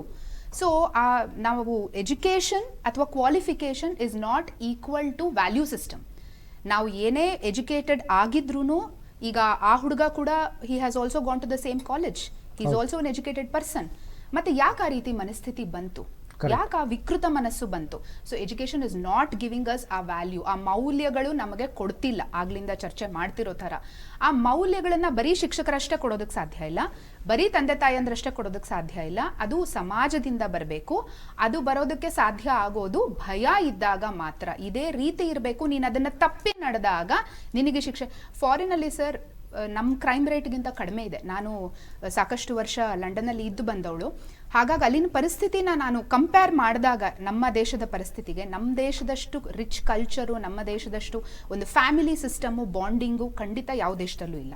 ಆದ್ರೆ ಅಲ್ಲಿ ಕ್ರೈಮ್ ರೇಟ್ ಕಡಿಮೆ ಇದೆ. ಬಟ್ ಇಲ್ಲಿ ನಮ್ದು ಸಂಸ್ಕೃತಿ ಮತ್ತೆ ಎಲ್ಲ ಹೇಳ್ತೀವಿ, ಆದ್ರೆ ಇಲ್ಲಿ ಕ್ರೈಮ್ ರೇಟ್ ಜಾಸ್ತಿ ಆಗ್ತದೆ. ಕ್ರೈಮ್ ರೇಟ್ ಜಾಸ್ತಿ ಆಗ್ತಿದೆ. ಸೊ ನಮ್ ಕಣ್ಣಾರ ನಾವು ನೋಡ್ತಾ ಇದೀವಿ. ಅಲ್ಲಿ ಒಂದು ಸತಿ ತಪ್ಪು ಪಾರ್ಕಿಂಗ್ ಮಾಡಿದ್ದಕ್ಕೆ ಫಸ್ಟ್ ಟೈಮ್ 300 ಪೌಂಡ್ಸ್ ಇದು ಹಾಕ್ತಾರೆ ಫೈನ್, ಸೆಕೆಂಡ್ ಟೈಮ್ ಅದ್ರ ಡಬಲ್, ಮೂರನೇ ಸತಿ ಲೈಸೆನ್ಸ್ ಕ್ಯಾನ್ಸಲ್ ಮಾಡ್ತಾರೆ. ಸೊ ನಿನಗ ನೆಕ್ಸ್ಟ್ ಟೈಮ್ ತಪ್ಪು ಮಾಡಕ್ ಧೈರ್ಯ ಇರುತ್ತಾ? ಸಿಂಪಲ್ ಒಂದು ಪಾರ್ಕಿಂಗ್, ನಾನ್ ಪಾರ್ಕಿಂಗ್ ಏರಿಯಾನಲ್ಲಿ ಕ್ರೈಮ್ ಮಾಡಿದ್ರೆ ಅಷ್ಟೇ. ಇನ್ ಕ್ರೈಮ್ ಬಗ್ಗೆ ನೀವು ಯೋಚನೆ ಮಾಡ್ಬಿಡಿ, ಅವನು ಗಲ್ ಶಿಕ್ಷೆ ಅಥವಾ ಜೀವಾವಧಿ ಶಿಕ್ಷೆನೇ ಆಗೋದು. ಆವಾಗ ಆಟೋಮೆಟಿಕಲಿ ಕ್ರೈಮ್ ರೇಟ್ ಕಡಿಮೆ ಆಗುತ್ತಲ್ವಾ, ತ್ವರಿತವಾಗಿ. ಎಷ್ಟೊಂದು ಕೇಸಸ್ ಪೆಂಡಿಂಗ್ ಇದೆ. ಇಂಡಿಯಾದಲ್ಲಿ ಅದು ಘಟನೆಯಾಗಿ ಎಷ್ಟೋ ವರ್ಷಗಳಾಗಿರುತ್ತೆ, ಕೊನೆಗೆ ಅವನು ವಯಸ್ಸಾಗೆ ಸಾಯಬೇಕು, ಆ ತರದ್ದು ವ್ಯವಸ್ಥೆಗಳೆಲ್ಲ ಇದಾವೆ. ಎಸ್ ಮೇಡಮ್, ನಾವು ಚರ್ಚೆ ಮಾಡ್ತಿದ್ವಿ. ಈಗ ಎಲ್ಲ ಸರ್ಕಾರಗಳು, ಕೇಂದ್ರ ಸರ್ಕಾರ, ರಾಜ್ಯ ಸರ್ಕಾರ ಮತ್ತು ಬರುವಂಥ ಎಲ್ಲ ಸರ್ಕಾರಗಳು ಹೇಳ್ತೇವೆ ನಾವು ಮಹಿಳೆಯರ ಸುರಕ್ಷತೆಗಿದ್ದೀವಿ, ನಾವು ಮಹಿಳೆಯರ ರಕ್ಷಣೆ ಮಾಡ್ತೇವೆ, ಹೆಣ್ಮಕ್ಳ ಏನು ಭವಿಷ್ಯಕ್ಕೆ ಎಲ್ಲ ರೀತಿಯ ಕಾರ್ಯಕ್ರಮಗಳನ್ನ ರೂಪಿಸ್ತೀವಿ ಅಂತ ಹೇಳ್ತಾರೆ. ನಿಜಕ್ಕೂ ನೀವೊಬ್ಬ ಮಹಿಳೆಯರಾಗಿ ಸರ್ಕಾರಗಳಿಂದ, ವ್ಯವಸ್ಥೆಯಿಂದ ಏನು ಬೇಕಾಗಿದೆ ಅವರ ಸ್ವಾವಲಂಬನೆಗೋಸ್ಕರ, ಜೊತೆಗೆ ರಕ್ಷಣೆಗೋಸ್ಕರ? ಮುಖ್ಯವಾಗಿ ಒಬ್ಬ ವಿದ್ಯಾರ್ಥಿನಿ ಎಕ್ಸಾಮ್ ಬರೆದು ಹೊರಗಡೆ ಬರೋ ಅಷ್ಟರಲ್ಲಿ ಕೊಲೆ ಆಗ್ತಾರೆ ಅಂತಂದ್ರೆ ನಾವು ಯಾವ ವ್ಯವಸ್ಥೆಯಲ್ಲಿ ಇದ್ದೀವಿ ಅನ್ನೋದು ನಾವು ಅರ್ಥ ಮಾಡ್ಕೋಬೇಕಾಗುತ್ತೆ. ಇದು ಒಂದು ರೀತಿ ಸಾಂಕೇತಿಕ, ನಮ್ಮ ದೇಶದ ಸಾಂಕೇತಿಕ ತೋರಿಸುತ್ತೆ ಒಂದು ಹುಬ್ಬಳ್ಳಿ ಘಟನೆ. ಅಂದ್ರೆ ಮಹಿಳೆಯರ ಸುರಕ್ಷತೆ ಹೇಗಿದೆ ಅನ್ನೋದು ನಾವು ಅರ್ಥ ಮಾಡ್ಕೋಬೇಕು. 6th ಸ್ಟ್ಯಾಂಡರ್ಡ್ 7th ಸ್ಟ್ಯಾಂಡರ್ಡ್ ಹೆಣ್ಮಕ್ಳಿಗೆ ಕರ್ಕೊಂಡು ಹೋಗಿ ಕ್ಲಾಸಸ್ ಕಂಡಕ್ಟ್ ಮಾಡ್ತಾರೆ ಯಾವ್ದ್ರ ಬಗ್ಗೆ, ಮೆನ್ಸಸ್ಸು, ಮೆನ್ಸ್ಟ್ರಲ್ ಹೆಲ್ತ್ ಬಗ್ಗೆ. ಅಲ್ಲಿ ಗಂಡ್ ಮಕ್ಳನ್ನ ಇನ್ವಾಲ್ವೇ ಮಾಡಲ್ಲ, ಗಂಡ್ಮಕ್ಳನ್ನ ಇನ್ವಾಲ್ವೇ ಮಾಡಲ್ಲ. ಆ ಹೆಣ್ಮಗುಗೆ ಏನಾಗ್ತಿದೆ ಅಂದಾಗ ನಗ್ತಾರೆ ನಿಂತ್ಕೊಂಡು, ಆ ಮಗುವಿನ ಬಟ್ಟೆ ಮೇಲೆ ಕಲೆ ಆದಾಗ ಒಂದಷ್ಟು ಕಡೆ ನಿಂತು ನಗ್ತಾರೆ ಗಂಡ್ಮಕ್ಳು. ಅದೊಂದು ದೈಹಿಕ ಸಹಜ ಪ್ರಕ್ರಿಯೆ ಅಂತ ಹೇಳೋ ಅಷ್ಟು ತಾಳ್ಮೆ ಆಗ್ಲಿ ಅಥವಾ ಅದನ್ನ ಅರ್ಥ ಮಾಡ್ಕೊಳ್ಳೋ ಮನಸ್ಥಿತಿ ಆಗ್ಲಿ ನಮ್ಮ ಹತ್ರ ಇಲ್ವಾ? ಎರಡನೇ ಪ್ರಶ್ನೆ, ಕೆಲವೊಂದ್ಸಲ ಅನ್ಸುತ್ತೆ, ಈಗ ನೀವು ಹೇಳಿದ್ರಿ ಸ್ವಾವಲಂಬಿಗಳಾಗಬೇಕು ಹೆಣ್ಮಕ್ಳು ಅಂತ. ಆ ಸ್ವಾವಲಂಬಿತನಕ್ಕೆ ಗಂಡು ಮಕ್ಕಳಿಗೆ ಏನು ಹೇಳ್ಕೊಡ್ಬೇಕು ಅಂತ ಯಾರು ಹೇಳಲ್ಲ. ಈಗ ಹೆಣ್ಣು ಏನದು, she is not just women, she is women ಅಂತಾರೆ. ಅದು ಬರೀ ಹೆಸರಲ್ಲಿ ಮಾತ್ರನಾ? ಆ ರೀತಿ ಹೆಣ್ಣನ್ನು ಕರ್ಕೊಂಡು ಹೋಗ್ಬೇಕಾಗಿರೋದು ಗಂಡಿನ ಈಕ್ವಲ್ ಕರ್ತವ್ಯ, ರೈಟ್. ಯಾರು ಹೇಳಲ್ಲ. ಕರೆಕ್ಟ್ ಹೌದಲ್ವಾ ಕರೆಕ್ಟ್ ಸರ್? ಕರೆಕ್ಟ್. ಈಗ ಹೆಣ್ಣನ್ನ ಮದುವೆ ಮಾಡ್ಕೊಡುವಾಗ ಹೆಣ್ಣಿನ ಫ್ಯಾಮಿಲಿಯವರು ಹೇಳ್ತಾರೆ ಹೆಣ್ಣು ಹುಡುಗಿಗೆ ಏನೇ ಆದ್ರೂ ಅಡ್ಜಸ್ಟ್ ಮಾಡ್ಕೊಂಡು ಹೋಗು ಅಂತ. ಆದ್ರೆ ದಬ್ಬಾಳಿಕೆ ಶೋಷಣೆ ಏನಾದ್ರು ಏನಾದ್ರೂ ಸಹಿಸ್ಕೊಂಡಿರು. ಸಹಿಸ್ಕೊಂಡಿರು. ಆ ಕಡೆಯಿಂದ ಏನ್ ಬೇಕಾದ್ರೂ ಆಗ್ಬೋದಾ ಹಾಗಾದ್ರೆ? ಈಗ ನೋಡಿ ಸರ್, ನೇಹ ಪ್ರಕರಣದಲ್ಲೂ ಹಂಗೆ ಚಿಕ್ಕ ಆಗಿರೋದು. ಹುಡುಗಿ ಹೇಳಿರ್ತಾರೆ ಹ್ಮ್. ತಲೆ ಬಗ್ಗಿಸ್ಕೊಂಡು ಹೋಗು ಕಾಲೇಜ್ಗೆ, ತಲೆ ಬಗ್ಗಿಸ್ಕೊಂಡು ಬಾ. ನಾವು ಯಾವಾಗ ನಮ್ಮ mind set closed mind set ಇರುತ್ತೆ, ಆ ಹುಡುಗಿಗೆ ಬಂದು ಹೇಳೋ ಧೈರ್ಯ ಎಲ್ಲಿರುತ್ತೆ? ನಾವು ಎಲ್ಲಿ ಕೊಡ್ತಾ ಇದ್ದೀವಿ ಧೈರ್ಯ? ಈಗ ಸ್ಕೂಲಲ್ಲಿ ಕಾಲೇಜ್ಗಳಲ್ಲಿ ಪೇರೆಂಟ್ಸ್ ಮೀಟಿಂಗ್ ಮಾಡ್ತಾರೆ ಸರ್. ಬಂದರೆ ನಿಮ್ಮ ಮಗು ಓದೋದ್ರಲ್ಲಿ ಏನು ಪ್ರಾಬ್ಲಮ್ ಇದೆ ಅಂತ ಹೇಳ್ತಾರೆ ಹೊತ್ತು ಒಂದು ಟೀಚರು ನಿಮ್ಮ ಮಗನಿಗೆ ಏನೋ ಪ್ರಾಬ್ಲಮ್ ಇರ್ಬೋದು, ಮಾನಸಿಕ ಸ್ಥಿತಿ ಹೇಗಿದೆ ಅನ್ನೋದನ್ನ ಯಾರು ಹೇಳಲ್ಲ. ಡಿಸ್ಟರ್ಬ್ ಆಗಿದ್ದಾನೆ, ಯಾವ್ದ್ರ ಬಗ್ಗೆ ಆಸಕ್ತಿ ವಹಿಸಿದಾನೆ ಹೇಳಲ್ಲ. ಈಗ 3-4 ಮಾರ್ಕ್ಸ್ ಎಷ್ಟು ತೆಗಿದಾನೆ, ಅದ್ರಲ್ಲಿ ಇವನು ದಡ್ಡನೋ ಒಳ್ಳೆನೋ ಸರ್. ಬುದ್ಧಿ. ಆಮೇಲೆ ಪೇರೆಂಟ್ಸ್ ಟೀಚರ್ಸ್ ಮೀಟಿಂಗ್ ಅಂತಾರೆ. ಪೇರೆಂಟ್ ಅಂದ್ರೆ ಒಂದು ತಾಯಿ ಬರ್ತಾಳೆ ಇಲ್ಲ ತಂದೆ ಬರ್ತಾರೆ. ಪೇರೆಂಟ್ ಅನ್ನೋದು ಇಬ್ಬರದ್ದು ಜವಾಬ್ದಾರಿ ಅಂತ ನಮ್ಮ ಇಂಡಿಯನ್ ಮೈಂಡ್ ಸೆಟ್ಟಲ್ಲಿ ಇಲ್ಲವೇ ಇಲ್ಲ. ಹೆಣ್ಣು ನೋಡ್ಕೋತಾಳೆ ಅಂತ ಬಿಟ್ಟು ಹೋಗ್ಬಿಡ್ತಾರೆ. ಅಥವಾ ಹೆಣ್ಣು ಗಂಡು ಇಬ್ಬರು ದುಡಿತಾ ಇದ್ರೆ ಆರಾಮ್ ಮಗು. ಇವತ್ತು ಎಷ್ಟು ಜನ ಸರ್ ಕೋವಿಡ್, ಇವಾಗ ನೀವು ನೋಡಿರ್ಬೋದು ಎಷ್ಟು ಜನ ಮಕ್ಕಳು ಸ್ಪೆಕ್ಸ್ ಹಾಕೊಂಡು ಓಡಾಡ್ತಾರೆ. ನಾಳೆ ಸೋಲ್ಜರ್ ಆಗಿ ನಿಂತ್ಕೊಳ್ಳೋಕ್ಕೆ ಮಕ್ಕಳೇ ಗತಿ ಇಲ್ಲ. ಯಾಕೆಂದರೆ ಎಲ್ರಿಗೂ ಸ್ಪೆಕ್ಸ್ ಪವರ್ ಬಂದಿದೆ. ಒಂದು ಮಗುನು ನಿಂತ್ಕೊಳ್ಳಲ್ಲ ಅಲ್ಲಿ. ಎಲ್ಲಿ ಹೋಗ್ತಿದೆ? ಯಾರು ಎಲ್ಲಿದೆ ಫ್ಯೂಚರ್? ಇವತ್ತು ಹೋಗಿ ನಾವು ನಮ್ಮನ್ನೆಲ್ಲ ಸ್ಕೂಲು ಕಾಲೇಜ್ ಮುಗಿದ್ಮೇಲೆ ಎಸ್ಪೆಷಲಿ ಸಮ್ಮರಲ್ಲಿ ರೋಡಲ್ಲೇ ಬಿದ್ದಿರ್ತಿದ್ವಿ, ಎಳ್ಕೊಂಡು ಹೋಗೋರು ಮನೆಗೆ. 6 ಗಂಟೆ ಆಯಿತು, 6:15 ಆಯಿತು, ಬಾ ಮನೆಗೆ ಅಂತ. ಇವತ್ತು ಮಕ್ಕಳು ಮನೆ ಬಿಟ್ಟು ಆಚೆ ಬರ್ತಾ ಇಲ್ಲ, ಮನೆಗಿಂದ ಆಚೆ ನುಗ್ಬೇಕು ಮಕ್ಕಳನ್ನ. ಆ ಸ್ಥಿತಿಗೆ ಬಂದ್ಬಿಟ್ಟಿದ್ದೀವಿ. ಯಾರಿದಕ್ಕೆ ಕಾರಣ? ಕರೆಕ್ಟ್. 4-5 ಇಂಚ್ ಮೊಬೈಲ್ ಕಾರಣನಾ ಅಥವಾ ನಾವು ಕಾರಣನಾ? ಅದನ್ನ ಫಸ್ಟ್ ನಮ್ಮ ನಾಳು ಸರ್ಕಾರಗಳ ಕಾರಣನಾ? ಹೇಳಿ ಸರ್. ಪ್ರಜೆ ಇರ್ಬೇಕು, ಪ್ರಜೆನ ಸತ್ತ ಪ್ರಜೆಗಳು ನಾವು ಗೊತ್ತಿಲ್ಲ ನನಗೆ. ಯಾಕೆಂದ್ರೆ ನಾವು ಯಾರನ್ನು ಖಂಡಿಸಲ್ಲ. ಈಗ ನಾವು ನಮಗೆ ಬೇಕಾಗಿರೋದನ್ನ ಕೇಳುವಂಥದ್ದು ನಮ್ಮ ರೈಟ್ಸು. ಸರ್ಕಾರ ಕೇಳ್ತಾ ಇಲ್ಲ. ನಾವು ಫಸ್ಟ್ ಆಫ್ ಆಲ್ ನಾವು ಏನು ಮಾಡ್ತಿದ್ವಿ, ನಮ್ಮ ಶಕ್ತಿಯನ್ನೆಲ್ಲ ನಮ್ಮ ಪಕ್ಷಗಳನ್ನು ಸಮರ್ಥನೆ ಮಾಡ್ಕೊಳ್ಳೋದ್ರಲ್ಲಿ, ನಮ್ಮ ಜಾತಿಗಳನ್ನು ಸಮರ್ಥನೆ ಮಾಡ್ಕೊಳ್ಳೋದ್ರಲ್ಲಿ, ನಮ್ಮ ಧರ್ಮಗಳನ್ನು ಸಮರ್ಥನೆ ಮಾಡ್ಕೊಳ್ಳೋದ್ರಲ್ಲಿ ನಮ್ಮ ಶಕ್ತಿ, ಶ್ರಮ, ಬುದ್ಧಿವಂತಿಕೆನ ವ್ಯಯ ಮಾಡ್ತಿದ್ವಿ ಮೇಡಮ್. ಸರ್, ನನ್ಗೆ ಇಷ್ಟು ಚರ್ಚೆ ಆದ್ಮೇಲೂ ನಮಗೆ ಲಾಸ್ಟ್ ಏನಂದ್ರೆ ಕಾನೂನು ಸರ್. ಹೌದು. ಕೇಸ್ ಬರುತ್ತಲ್ಲ ಸರ್, ಎಷ್ಟು ದಿನ ಸರ್ ಇನ್ವೆಸ್ಟಿಗೇಷನ್? ಕರೆಕ್ಟ್. ಹೌದು. ಬ್ಲಡ್ ರಿಪೋರ್ಟ್ ಆದ್ರೂ ಆಗ್ಲಿ, ಅದು ಫೋಟೋಸ್ ಆದ್ರೂ ಆಗ್ಲಿ, ಬೇರೆ ಏನೇನ್ ಸ್ಯಾಂಪಲ್ ಮಾಡ್ತಾರೋ, ಎಲ್ಲೆಲ್ಲಿ ರಾಜ್ಯ ಕಡೆ ಕಳಿಸ್ಬೇಕೋ ಒಂದೊಂದಕ್ಕೆ ಒಂದೊಂದು ಕಡೆ ಕಳಿಸ್ತಾರೆ ಸರ್ ಇನ್ವೆಸ್ಟಿಗೇಷನ್ಗೆ. ಎಷ್ಟು ತಿಂಗಳು ಬೇಕು ಸರ್? ಒಂದೊಂದು ಕೇಸು ಮಿನಿಮಮ್ ಅಂದ್ರೆ 7, 8, 9, 10, 12, 20 ವರ್ಷ ಸರ್. ಅದು ಸ್ಟ್ರಿಕ್ಟಾಗಿ ಪಾಲಿಸಿ ಫಾಲೋ ಮಾಡಿ. Maximum 1 year sir. ಒಂದಷ್ಟು ಇಶ್ಯೂಗೆ ಒಂದಷ್ಟು ಇವತ್ತಿನ ಇಶ್ಯೂ ಅಲ್ಲ, ಅವ್ನು ಒಪ್ಕೊಂಡಾಯ್ತು, ಫಿನಿಶ್ಡ್. ಅದು ಎನ್ಕ್ವೈರಿ ಆಗಿ you have to hang them in the roads. You have to show people and hang sir. ಇಲ್ಲ ಅಂದ್ರೆ ಅದು ಆಗಲ್ಲ. ಎಲ್ಲೋ ಮುಚ್ಚುಮರೆ. ಈಗ ಹೇಳಿದ್ರಲ್ಲ, ಒಂದು ಮನುಷ್ಯ ಹೆಂಗೆ ಲವ್ ಏನಾಗುತ್ತೆ, ಮಕ್ಳು ಹೆಂಗೆ ಹುಡ್ತಾರೆ, ಇದನ್ನ ಮುಚ್ಚುಮರೆ ಮಾಡಿದಾಗ ಅವ್ರಿಗೆ ಕ್ಯೂರಿಯಾಸಿಟಿ ಬಿಡಿ. This is also nothing to do. He is done, you are going to do, you are hanged over here. ಕಾನೂನು ಪ್ರಕಾರನೇ ಆಗ್ಬೇಕು. ಇಂಡಿವಿಜುವಲ್ ಮಾಡಿದ್ರೆ ಇನ್ನೊಬ್ರು ದಿನ ಒಬ್ಬೊಬ್ರು ಎದೊಳ್ತಾರೆ ಸರ್. ಆಮೇಲೆ ಭಯ ಇಲ್ಲ, ಅಯ್ಯೋ ಇನ್ನೂ ಟೈಮ್ ಇದೆ, ಅಲ್ಲಿ ಬರ್ಬೇಕು ಸರ್. 3-4 ಜನ ಯಾರ್ಯಾರು ಮಾಡಿದ್ರೆ ಅಲ್ಲಿ ಬರ್ಬೇಕು ಸರ್. ನಾನೊಂದು ತಾಯಿಯಾಗಿ ಕೇಳ್ತೀನಿ, ಒಂದು ಗಂಡು ಮಗು ತಾಯಿಯಾಗಿ ಅಲ್ಲಿ ನನ್ನ ಮಗ ಏನಾದ್ರು ಮಾಡಿದ್ರೆ ಇದು ಆಗತ್ತೆ ನಿನಗಂತ ನನಗೆ ಹೇಳೋ ಧೈರ್ಯ ಬೇಕು ಸರ್ ಒಂದು ತಾಯಿಗೆ. ಆ ತಾಯಿ ಅವನ ಮಗನ್ಗೆ ಹೇಳಬೇಕು, ನೀನು ನಾಳೆ ರೇಪು, ಮರ್ಡರ್ ಇಂಥದ್ದನ್ನ ಮಾಡಿದ್ರೆ ನೀನು ಅಲ್ಲೇ ನಿಲ್ತೀಯಾ, ಅಲ್ಲಿ ನಿಲ್ಲಬೇಕು, ನೀನು ಏನು ಮಾಡಬೇಕು ಹೇಳು, ನನಗೆ ನೀನು ಯಾರಾದರೂ ಮಾಡಿದ್ರೆ ನೀನು ನನ್ನ ಮಗನಾಗ ಏನು ಮಾಡ್ತೀಯಾ? This is what you have to tell. That is not the way of living. ಕಷ್ಟಪಟ್ಟು ದುಡ್ದು ತಿನ್ನಕ್ಕೆ ಟೈಮ್ ಇಲ್ಲ ಸರ್. ಇದಕ್ಕೆಲ್ಲ ಎಲ್ಲಿ ಸರ್ ಟೈಮು? ಆ ತಾಯಿ ಗಂಡು ಮಗುನು ಸರ್ 20 ವರ್ಷ ಅವ್ನು ಬೆಳೆದಿದ್ದಾನೆ ಅಂದರೆ 20 ವರ್ಷ ತಾಯಿ ಕಷ್ಟ. ಆಯಮ್ಮ ಟೀಚರ್ ಬೇರೆ ಅಂತ, ಆಯಮ್ಮ ಕಷ್ಟಪಡಲಿಲ್ವ ಸರ್ ಅವ್ನ ಮಗುಗೆ? ಸೊ ಅವನಿಗೂ ತಿಳುವಳಿಕೆ ಬರಬೇಕು. ಮೊದಲಿಂದ ಇಂಥದ್ದನ್ನ ಅಲ್ಲಿ ತೋರಿಸ್ಬೇಕು ಸರ್. ಎಲ್ಲೋ ತಗೊಂಡು ಹೋಗಿ ಏನೋ ಮಾಡಿ ಇವತ್ತಿನ ಕೇಸು 20 ವರ್ಷದ ಮೇಲೆ ಯಾರು ಸರ್ ನೆನ್ಪಿಟ್ಕೊಂಡು ಏನೋ ಬಂದ ಏನೋ. ನಾನು ನಿಮ್ಗೆ ಆಗಲೇ ಹೇಳಿದೆ, 1 ವರ್ಷ 2 ವರ್ಷದಲ್ಲಿ 2 ವರ್ಷದ ಮಗುನ ಒಂದು ಹೆಣ್ಣು ಮಗಳು ಸಾಯಿಸಿದ್ದಾರೆ ಅಂದರೆ ಇವತ್ತು ಸುಪ್ರೀಂ ಕೋರ್ಟ್ ಆರ್ಡರ್ ಕೊಟ್ಟಿದೆ, she has to be hanged up to death, sentence to death. ಈ ತರ 1 ವರ್ಷ 2 ವರ್ಷಕ್ಕಿಂತ ಹೆಚ್ಚಾಗಿ ಹೋಗದೆ ಇಮಿಡಿಯೇಟ್ ಆಗಿ ಆಕ್ಷನ್. ಇದನ್ನ ಪಾಲಿಸಿ ರೂಲು ಪಾಸ್ ಮಾಡ್ಬೇಕು ಸರ್ ಪಾರ್ಲಿಮೆಂಟ್ ಅಲ್ಲಿ. ಏನೇ ಒಂದು ಇಶ್ಯೂ ಇಂಥದ್ದಾಗಿ ಕ್ಲಿಯರ್ ಆಗಿ ಬಂದ್ರೆ within 1 year even the police investigation should be finished.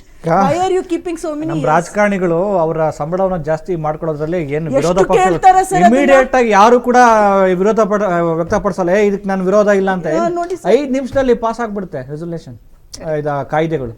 Madam, ಈಗ ನೀವು ವಿದೇಶಗಳದ ಅನುಭವಗಳನ್ನ ಸಾರಿ, ಇದ್ರ ಜೊತೆಗೆ ವ್ಯಾಲ್ಯೂ ಎಜುಕೇಶನ್ ಬಗ್ಗೆ ಎಥಿಕ್ಸ್ ನು ಪಾಠ ಮಾಡಬೇಕು ಸರ್ ದಿನ, not subject wise only. Ethics is very ಅದು ಹೆಂಗಾಗಿದೆ ಅಂದ್ರೆ 10 ಮಾರ್ಕ್ಸ್ 5 ಮಾರ್ಕ್ಸ್ ಆಗಿದೆ, ಅದು ಸೀಮಿತ ಆಗಿದೆ. ಒಂದು ಹಾಫ್ ಅನ್ ಅವರ್ ಸ್ಕೂಲ್ ಅಲ್ಲಿ ಒಬ್ರು ಟೀಚರು ಒಂದು ಸ್ಟೋರಿ ಹೇಳ್ಬಿಟ್ಟು ನಿಮ್ಮ ಒಂದು ರಿಸಲ್ಟ್ ಏನು, ಈ ತರ ಆದ್ರೆ ಏನ್ ಆನ್ಸರ್, ನಿಮ್ದು ಈ ತರ ಅದನ್ನ ಕ್ವಶನ್ ಅವ್ರನ್ನ ದಿನಾ ಅವ್ರ ಮೈಂಡ್ ಅಲ್ಲಿ ಬರ್ಬೇಕು ಸರ್. ನೀವಿಬ್ರು ಆಟ ಆಡ್ತಿರ್ತೀರಾ, ಒಬ್ಬ ನೀನೇನ್ ಬೀಳಿಸ್ತಾನೆ ಬೇಕಾ, ನೀನ್ ಏನ್ ಮಾಡ್ಬೇಕು, ಏನ್ ಎಥಿಕ್ಸ್ ಹೆಂಗ್ ಮಾಡೋಣ, ಇನ್ನೊಂದೊಬ್ಬರನ್ನ ಚರ್ಚೆ, ಆ ಚರ್ಚೆಗೆ ಬಂದಾಗ ಅವ್ರ ಮೈಂಡ್ ಅಲ್ಲಿ ಕೂರುತ್ತೆ, ಓಕೆ ಇದು ನಿಂಗೆ ಅಂತ ಒಂದ್ ಸ್ವಲ್ಪ ಅಳವಡಿಕೆ ಆಗುತ್ತೆ ಸರ್. Every year the step of ethics should increase to them sir, not subject only. ಇವತ್ತು plus maths, plus addition, subtraction, multiplication, division ಅಂತ ಆಡ್ ಮಾಡಿ ಅಷ್ಟೆಲ್ಲ, ಈ ಎಥಿಕ್ಸ್ ಅಲ್ಲೂ ಬಹಳಷ್ಟು ಪಾಠ. ಕಾನೂನಲ್ಲಿ ಏನ್ ನಡೀತಿದೆಯಲ್ಲ, ಈಗ ನ್ಯೂಸ್ ಪೇಪರ್ ಅಲ್ಲಿ ಏನೋ ಒಂದು ಆರ್ಟಿಕಲ್, ಈಗ ನಾನು ನಿಮ್ಗೆ ಹೇಳಿದೆ ಈ ಆರ್ಟಿಕಲ್, ಒಂದು ತಾಯಿ ಒಂದು ಮಗುನ, ಇದನ್ನ ಸ್ಕೂಲಲ್ಲಿ ಬೆಳಿಗ್ಗೆ ಹೊತ್ತು ಪ್ರೇಯರ್ ಆಗುತ್ತಲ್ಲ ಸರ್, ಅವಾಗ ಈ ಎಥಿಕಲ್ಲು ಅಲ್ಲಿ ಹೇಳ್ಬೇಕು, ಈ ತರ ನಮ್ಮ ಕೋರ್ಟ್ಗಳು ಈ ತರ ಆದೇಶ ಕೊಟ್ಟಿದೆ, information should be passed sir. ಏನ್ ತಪ್ಪು ಏನಲ್ಲ ಒಂದು ನಿಮಿಷ ಅಲ್ಲಿ ಹೇಳಬೇಕು ಸರ್ ಆ ಸ್ಕೂಲಲ್ಲೂ ಪ್ರತಿಯೊಂದರಲ್ಲಿ. ಮೇಡಮ್, ನೀವು ಏನು ಹೇಳಕ್ಕೆ ಇಷ್ಟಪಡ್ತೀರಿ ಅಂದರೆ, ಈಗ ನೀವು ವಿದೇಶಗಳ ಅನುಭವ ಇಟ್ಕೊಂಡ್ರಿ, ಈಗ ಅಲ್ಲಿ ಏನಾದ್ರು ಸಣ್ಣ ತಪ್ಪು ಮಾಡಿದ್ರೆ ಇಮಿಡಿಯೇಟ್ಲಿ ಆ ಕ್ಷಣಕ್ಕೆ ಆಕ್ಷನ್ ತಗೊಳ್ತಾರೆ ಅನ್ನುವಂಥದ್ದು. ನಮ್ಮ ದೇಶದಲ್ಲಿ ತ್ವರಿತಗತಿಯಾಗಿ ನ್ಯಾಯಾಲಯಗಳು ಕೆಲಸ ಮಾಡಬೇಕಾಗಿದೆ ಒಂದು, ಮತ್ತು ತಪ್ಪು ಮಾಡೋರಿಗೆ ಒಂದು ಭಯದ ವಾತಾವರಣ ನಿರ್ಮಾಣ ಮಾಡಬೇಕಾಗಿದೆ ಅಲ್ವಾ? ಆ ನೆಲೆಯಲ್ಲಿ ಏನಾಗಬೇಕಾಗಿದೆ, ಮತ್ತು ಪೋಷಕರು ಮಕ್ಕಳಿಗೆ ಅವರೇ ಏನೋ ಒಂದು ಅಭಿಪ್ರಾಯ ರೂಪಿಸ್ಪಡ್ತಾರೆ, ಒಂದು ಸಾಮಾಜಿಕವಾಗಿ ವ್ಯಾಲ್ಯೂಸ್ ಒಂದು ಏನಂತ ಬಿಂಬಿಸೋದಿಲ್ಲ, ಅವ್ರ ಐಡಿಯಾಲಜಿನ ಮಕ್ಕಳು ತುಂಬಿಬಿಡ್ತಾರೆ. ಅದು ಸಮಸ್ಯೆ ಆಗ್ತಿರೋದು. ನಾನು ಹೆಂಗೆ ಯೋಚನೆ ಮಾಡ್ತೀನಿ, ನೀನು ಹೆಂಗೆ ಯೋಚನೆ ಮಾಡು, ನಾನು ಈ ಪಕ್ಷದ ಪರವಾಗಿ ಯೋಚನೆ ಮಾಡ್ತಾ ಇದ್ದೀನಿ, ನೀನು ಈ ಪಕ್ಷದ ಪರವಾಗಿ ನೀನು ಯೋಚನೆ ಮಾಡು, ನಿನಗೆ ಯಾವ್ದು ಸರಿ ಅಂತ ಹೇಳ್ತಾ ಇಲ್ಲ. ಅದ್ರ ಬಗ್ಗೆ ಏನು ಹೇಳ್ತೀವಿ? That's a very valid question sir. ಈಗ ಅವರಿಗೆ ನಾವು ಮಕ್ಕಳಿಗೆ ಆದಷ್ಟು ಪೇರೆಂಟ್ಸ್ ಏನಂದ್ರೆ ನಾವು ಏನೇನು ಬೇಕೋ they are becoming providers. Parents are providers. ಅವರಿಗೆ ಮಕ್ಕಳಲ್ಲಿ ಇಂಡಿಪೆಂಡೆಂಟ್ ಒಂದು ಡಿಸಿಷನ್ ಮೇಕಿಂಗ್ ಕೆಪಾಸಿಟಿ ಈಗಿನ ಕಾಲದ ಪೇರೆಂಟ್ಸ್ ಯಾರೂ ತುಂಬ್ತಾ ಇಲ್ಲ. ನಿನಗೇನು ಬೇಕೋ ನಾನೆಲ್ಲ ಕೊಡ್ತೀನಿ, ಅದು ಇಮಿಡಿಯೇಟ್ ಆಗಿ ಕೊಟ್ಬಿಡ್ತೀನಿ, so that you are happy. So recent ಆಗಿ ಒಂದು ಸರ್ವೆ ಮಾಡಿದಾಗ ಸೈಕಾಲಜಿ ಪ್ರಕಾರ ಮಕ್ಕಳಲ್ಲಿ ಖುಷಿಯಾಗಿರುವಂಥ ಹಾರ್ಮೋನ್ದು ಡೆವಲಪ್ಮೆಂಟೇ ಆಗ್ತಿಲ್ವಂತೆ. ಯಾಕಂದ್ರೆ ಎಲ್ಲ ಇಮಿಡಿಯೇಟ್ ಸಿಗುತ್ತೆ. ನೀವು ಈಗಿನ ಕಾಲದಲ್ಲಿ ನೋಡಿ, ಯಾವುದೇ ಮಗುಗೆ ಒಂದು ಹೊಸ ಆಟ ಸಾಮಾನು ತಂದ್ಕೊಡಿ, ಅದಕ್ಕೆ ಎಷ್ಟು ಸಾವಿರಗಳಾದರೂ ಪರವಾಗಿಲ್ಲ, ಇಬ್ರು ವರ್ಕಿಂಗ್ ತಂದ್ಕೊಡ್ತಾರೆ, ಕೆಲವೇ ಕ್ಷಣಗಳು ಮಾತ್ರ ಅದು ಖುಷಿಯಾಗಿರುತ್ತೆ. ಆಮೇಲೆ ತಕ್ಷಣ ಅದಕ್ಕೆ ಇನ್ನೊಂದೇನೋ ಬೇಕು. ಆ ಇನ್ನೂ ಬೇಕು ಅನ್ನೋ ತನ, that ever lasting hunger, dissatisfaction, it has become a common disease in the society, especially ಇದರಲ್ಲಿ ಜನರೇಷನ್ನಲ್ಲಿ, ಈಗಿನ ಕಾಲದ ಜೆನ್ಜಿ ಮಕ್ಕಳಲ್ಲಿ ಕಾನ್ಸ್ಟೆಂಟ್ ಡಿಸ್ಸ್ಯಾಟಿಸ್ಫ್ಯಾಕ್ಷನ್ ರಿಸರ್ಚ್ ಪ್ರಕಾರ ಬಂದಿರುವಂಥ ಥಿಯರಿ ಇದು. ಇದನ್ನ ಹೇಗೆ ಹೋಗ್ಲಾಡಿಸಬಹುದು ಅಂತಂದ್ರೆ, ಒಂದು ವಿಷಯದ ಮೌಲ್ಯ, ಯಾವುದಾದ್ರೂ ಒಂದು ವಸ್ತು ತೆಕ್ಕೊಟ್ರೆ ಅದರದ್ದು ಎಷ್ಟು ಇಂಪಾರ್ಟೆನ್ಸು, ಅದನ್ನ ನಾವು ಯಾವ್ಯಾವ ರೀತಿ ಬಳಕೆ ಮಾಡಬಹುದು, ಇದನ್ನ ಎಷ್ಟು ಹೊತ್ತು ನೀನು ಅದಕ್ಕೆ ಇಂಪಾರ್ಟೆನ್ಸ್ ಕೊಟ್ಟು ನೀನು ಅದನ್ನ ಶೇರ್ ಮಾಡ್ಬೋದು. And one more research which has shown is single child, ಸಾಕಷ್ಟು parents because they cannot afford, ಅವರಿಗೆ ನ್ಯಾಚುರಲಿ ಈ ಪೊಸೆಸಿವ್ನೆಸ್ ಅನ್ನೋದು ಬರ್ತಿದೆಯಂತೆ. ಪ್ರತಿಯೊಂದು ನನಗೆ ಬೇಕು, ನಾನೇನು ಆಸೆ ಪಡ್ತೀನೋ ಅದು ಇಮಿಡಿಯೇಟ್ಲಿ ನನಗೆ ಬೇಕು, ನನಗೆ ಮಾತ್ರ ಬೇಕು. ಸೊ ಇದು ಎರಡು ನಮಗೆ ಇದು ಕಾಮನ್ನೇ ಬಿಡು, ಪರವಾಗಿಲ್ಲ ಅಂತ ತಳ್ಳಿ ಹಾಕುವಂಥ ಮ್ಯಾಟರ್ ಅಲ್ಲ. ನನಗಿರೋದನ್ನ ನಾನು ಇನ್ನೊಬ್ಬರ ಜೊತೆ ಹಂಚ್ಕೋಬೇಕು, ಶೇರ್ ಮಾಡ್ಕೋಬೇಕು ಅನ್ನೋ ಒಂದು ಸಣ್ಣ concept, it will take you a long way. ಈಗ ನನ್ನನ್ನು ಮಾತ್ರ ಪ್ರೀತಿಸ್ಬೇಕು, ನನ್ನನ್ನು ಪ್ರೀತಿಸಲಿಲ್ಲ ಅಂದ್ರೆ ನೀನು ಬದುಕಿರೋದು ಬೇಡ. That is the very thought ಈ ಒಂದು ಸಿಚುವೇಶನ್ನ ಇನ್ಸ್ಟಿಗೇಟ್ ಮಾಡಿರುವಂಥದ್ದು. ಅದು ಚಿಕ್ಕ ವಯಸ್ಸಿಂದಾನೆ. ಈಗ ನಾವು ಪ್ರೀತಿಸೋದು ಯಾವ ಥಾಟ್ಗೋಸ್ಕರ, ಅದು ಇನ್ಫೆಚ್ಯುಯೇಷನ್ನ, ಅಟ್ರಾಕ್ಷನ್ನ, ನಿನಗೆ ಮಾತ್ರ ಬೇಕು ಅನ್ನೋ ವಿಕೃತ ಮನೋಭಾವ ಚಿಕ್ಕ ವಯಸ್ಸಲ್ಲೇ ಶುರುವಾಗಿ ಹೋಗ್ಬಿಡುತ್ತೆ. ಕರೆಕ್ಟ್. ನನಗಿಲ್ಲ ಈ ಆಟ ಸಾಮಾನು ಅಂದ್ರೆ ನಿನಗೂ ಬೇಡ, ಅದನ್ನ ಮುಚ್ಚಿಟ್ಬಿಡ್ತೀನಿ. ನೀನು ನನ್ನ ಪ್ರೀತಿ ಮಾಡಲಿಲ್ಲ ಅಂದ್ರೆ ನೀನು ಬದುಕಲೇಬೇಡ. ಪ್ರೀತಿಸೋದು ಅಂದ್ರೆ ಏನು? ಅವ್ರು ಯಾವಾಗ್ಲೂ ಖುಷಿಯಾಗಿರ್ಲಿ, ಅವ್ರು ಸಂತೋಷವಾಗಿರ್ಲಿ, ಆ ಭಾವನೆನೇ ಇಲ್ಲ. ಹಾಗಿದ್ರೆ ಈ ಪ್ರೀತಿಗೆ ಅರ್ಥನೇ ಇಲ್ಲ. ಪ್ರೀತಿ ಅಂದ್ರೆ ಏನು? Is there love education? Sex education ಇವಾಗ ಇನ್ಕಲ್ಕೇಟ್ ಮಾಡಿದ್ದಾರೆ ನಮ್ಮ ಕರಿಕ್ಯುಲಮ್ ಅಲ್ಲಿ. ಲವ್ ಎಜುಕೇಶನ್ ಇದೆಯಾ? ಪ್ರೀತಿ ಅಂದ್ರೆ ಏನು? ಯಾರ್ಯಾರನ್ನ ನಾವು ಪ್ರೀತಿಸ್ಬೋದು, ಹೇಗೆ ಪ್ರೀತಿಸ್ಬೋದು, ಡಿಫ್ರೆಂಟ್ ಟೈಪ್ಸ್ ಆಫ್ ಲವ್ ಏನು, ಅದನ್ನ ನಾವು ಓಪನ್ ಆಗಿ ಡಿಸ್ಕಸ್ ಮಾಡ್ಬೋದು. ಆಮೇಲೆ ಪೇರೆಂಟ್ಸು ಅಷ್ಟೇ, ಎಲ್ಲಾ ಸಮಯದಲ್ಲೂ ಫ್ರೆಂಡ್ಸ್ ತರ ಬಿಹೇವ್ ಮಾಡೋದಕ್ಕಾಗಲ್ಲ ಪೇರೆಂಟ್ಸು. ಕೆಲವು ಸತಿ ಸರಿ ಯಾವುದು ತಪ್ಪು ಯಾವುದು ಹೇಳಬೇಕಾಗತ್ತೆ. ನಾವು ಫ್ರೆಂಡ್ಲಿ ಆಗಿರ್ತೀವಿ, ನೀನೇನ್ ಮಾಡಿದ್ರು ಸರಿ ಅಂತೀವಿ, ಹೇಳಕ್ಕಾಗಲ್ಲ. And teenage is always a very precarious age. ಅಂದ್ರೆ ಅದು ತುಂಬಾ ನಾಜೂಕಾಗಿರುವಂಥ ಒಂದು ಏಜು. ಆ ಟೈಮಲ್ಲಿ ಯಾರು ಏನು ಹೇಳೋದು ಅವ್ರಿಗೆ ಇಷ್ಟ ಆಗೋದಿಲ್ಲ, ಯಾರೇನು ಹೇಳಿದ್ರು ಅದನ್ನ ತಪ್ಪಾಗೆ ತಗೊಳ್ತಾರೆ, ಕೋಪನೇ ತಗೊಳ್ತಾರೆ. ಅದು ಆ ಮೊಮೆಂಟ್ನಲ್ಲಿ ನಾವು ಒಂದು ಕಾನ್ಸೆಪ್ಟ್, ಅಂದರೆ ನಾನು ಆಸ್ ಅ ಟ್ರೈನರ್ ಅನುಭವದಿಂದ ಹೇಳ್ತಾ ಇರೋಂಥ ಮಾತು, EQ ಅಂತ ನಾವು ಕರಿತೀವಿ, ಎಮೋಷನಲ್ ಕೋಶೆಂಟ್. ಈ IQ ನಾವು ಹೋಗ್ತೀವಿ, ಮಕ್ಕಳಿಗೆ ಟೆಸ್ಟ್ಗಳು ಮಾಡಿಸ್ತೀವಿ, ಅವ್ರ IQ ಲೆವೆಲ್ ಅಂತ ಏನು ಕಂಡು ಹಿಡಿತೀವಿ. ಎಲ್ಲರೂ ಕಾಂಪಿಟೇಟಿವ್ ಎಕ್ಸಾಮ್ಸ್ ತಗೊಳ್ಬೇಕು, ಎಲ್ಲ ಮಕ್ಕಳು ಎಲ್ಲರೂ CET ಬರೆದ್ಬಿಡ್ಬೇಕು, JEE ಬರೆದ್ಬಿಡ್ಬೇಕು, ಎಲ್ಲರೂ ಟಾಪಲ್ಲಿರಬೇಕು. EQ ಟೆಸ್ಟ್ ಮಾಡಿಸಿದ್ದೀರಾ ನಿಮ್ಮ ಮಕ್ಕಳದು? ಎಮೋಷನಲ್ ಕೋಶಂಟ್ ಏನಿದೆ ಅವ್ರದ್ದು? ಎಸ್. ಯಾವುದಾದ್ರೂ ಒಂದು ಫೇಲ್ಯೂರ್ನ ಅವ್ರು ಹೇಗೆ ಅಕ್ಸೆಪ್ಟ್ ಮಾಡ್ತಾರೆ? ಮೊದಲಿಂದ ಬರೀ ಗೆಲುವನ್ನು ಮಾತ್ರ ಕಲಿಸ್ತಾ ಬಂದಿದ್ದೀರಾ. ಕ್ಲಾಸಿಗೆ ಹೋಗು, ಅಲ್ಲಿ ನೀನು ಫಸ್ಟ್ ಬರಬೇಕು, ಅಥವಾ ನೀನು ಯಾವುದ್ರಲ್ಲೂ ಹಿಂದುಳಿಬಾರ್ದು, ಮುಂದೆ ಹೋಗ್ತಿರ್ಬೇಕು. ಹಿಂದುಳಿದ್ರೆ ಏನಂತೆ? ನಿನಗೆ ಸಿಗ್ಲಿಲ್ಲ ಅಂದ್ರೆ ಏನು? ನೀನ್ ಫೇಲ್ ಆದ್ರೆ ಏನು? ಪ್ರೇಮ ವೈಫಲ್ಯ ಆದ್ರೆ ನೀನು ಅದನ್ನ ಹೆಂಗ್ ಫೇಸ್ ಮಾಡ್ಬೇಕಾಗಿದೆ? ಎಕ್ಸಾಕ್ಟ್ಲಿ, ವೈಫಲ್ಯನ ಫೇಸ್ ಮಾಡೋದನ್ನ ಹೇಳ್ಕೊಡಿ. ಎಲ್ಲರೂ ಸಕ್ಸಸ್ಫುಲ್ ಆಗಿರೋದಕ್ಕೆ ಸಾಧ್ಯ ಇಲ್ಲ, ಅದು unhealthy competition. Correct. Failure is a stepping stone of success. ಬರೀ ನಾವು ಅದನ್ನ ಸೇವಿಂಗ್ಸ್ ಅಲ್ಲಿ ಹೇಳ್ತೀವಿ, but how are you going to treat it? ಅದನ್ನ ನಾವು ಆಸ್ ಪೇರೆಂಟ್ಸ್, ಆಸ್ ಟೀಚರ್ಸ್ ಫೇಲ್ಯೂರ್ನ ಅಕ್ಸೆಪ್ಟ್ ಮಾಡೋದು ಹೇಳ್ಕೊಡ್ಬೇಕು. ಆವಾಗ ಈ ತರ ಸನ್ನಿವೇಶಗಳು ನಡೆಯೋದಿಲ್ಲ. It's okay to fail. Okay okay okay. ಅದನ್ನ ಅಕ್ಸೆಪ್ಟ್ ಮಾಡ್ಕೋಬೇಕು with a positive mindset. Possessiveness ಅನ್ನೋದನ್ನ ಬಿಡಬೇಕು, ನನಗಷ್ಟೇ ಬೇಕು ಅನ್ನೋದನ್ನ ಬಿಡಬೇಕು ಚಿಕ್ಕ ವಯಸ್ಸಿಂದ. That has to be taught. ನಮ್ಮ ಬಹುಶಃ ಕಾರ್ಯಕ್ರಮದ ಕೊನೆಯ ಘಟ್ಟದಲ್ಲಿದ್ದೇವೆ. ಮೇಡಮ್ ಏನು ಹೇಳ್ತೀರಿ? ಈ ಇಶ್ಯೂಗೆ ಬಂದಾಗ, ನೇಹಾ ಇಶ್ಯೂ ಬಂದಾಗ ನಾನು ಓಕೆ ಓಕೆ ಸಮಯ ಇದೆ ಅಂತ ಅನ್ಸುತ್ತೆ. ಈಗ ನಾನು ಇನ್ನೊಂದು ಸ್ವಲ್ಪ ಚರ್ಚೆಯನ್ನು ಮುಂದುವರ್ಸೋಣ, ಯಾಕೆಂದರೆ ನಮ್ಮ ತುಂಬ ಜನ ನೋಡ್ತಿದ್ದಾರೆ ವೀಕ್ಷಕರಿಗೆ. ಒಂದು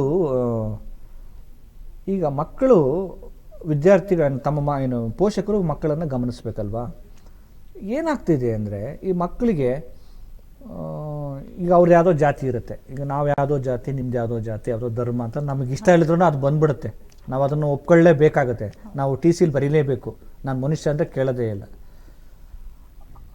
ಆ ಒಂದು ಜಾತಿ ಧರ್ಮದ ಹಿನ್ನೆಲೆಯಲ್ಲಿ ಈ ಕೆಲವು ಸಂಸ್ಥೆಗಳು, ಧರ್ಮಗಳು, ಅಥವಾ ನಾವು ಅದನ್ನು ಪ್ರಸ್ತಾಪ ಮಾಡಬೇಕು, ಧಾರ್ಮಿಕ ಸಂಸ್ಥೆಗಳಿರ್ಬೋದು, ಮಂದಿರ ಮಸೀದಿಗಳಿರ್ಬೋದು, ಅಲ್ಲಿಗೆ ಹೋಗುವಂಥ ವಿದ್ಯಾರ್ಥಿಗಳಿಗೆ ಏನನ್ನು ಹೇಳ್ಕೊಡ್ಲಾಗ್ತಾ ಇದೆ? ನೀನು ಮನುಷ್ಯರನ್ನು ಪ್ರೀತಿಸುವಂತ ಹೇಳ್ಕೊಡ್ಲಾಗ್ತಾ ಇದೆಯಾ? ಅಥವಾ ನೀನು ನಿನ್ನ ಧರ್ಮ ಆಚರಣೆಯನ್ನು ಪಾಲನೆ ಮಾಡು, ಒಂದು ವೇಳೆ ಬೇರೆ ಧರ್ಮ ಆಚರಣೆಗಳನ್ನ ನೀನು ದ್ವೇಷ ಮಾಡು ಅಂತ ಹೇಳ್ಕೊಡ್ಲಾಗ್ತಾ ಇದೆಯಾ?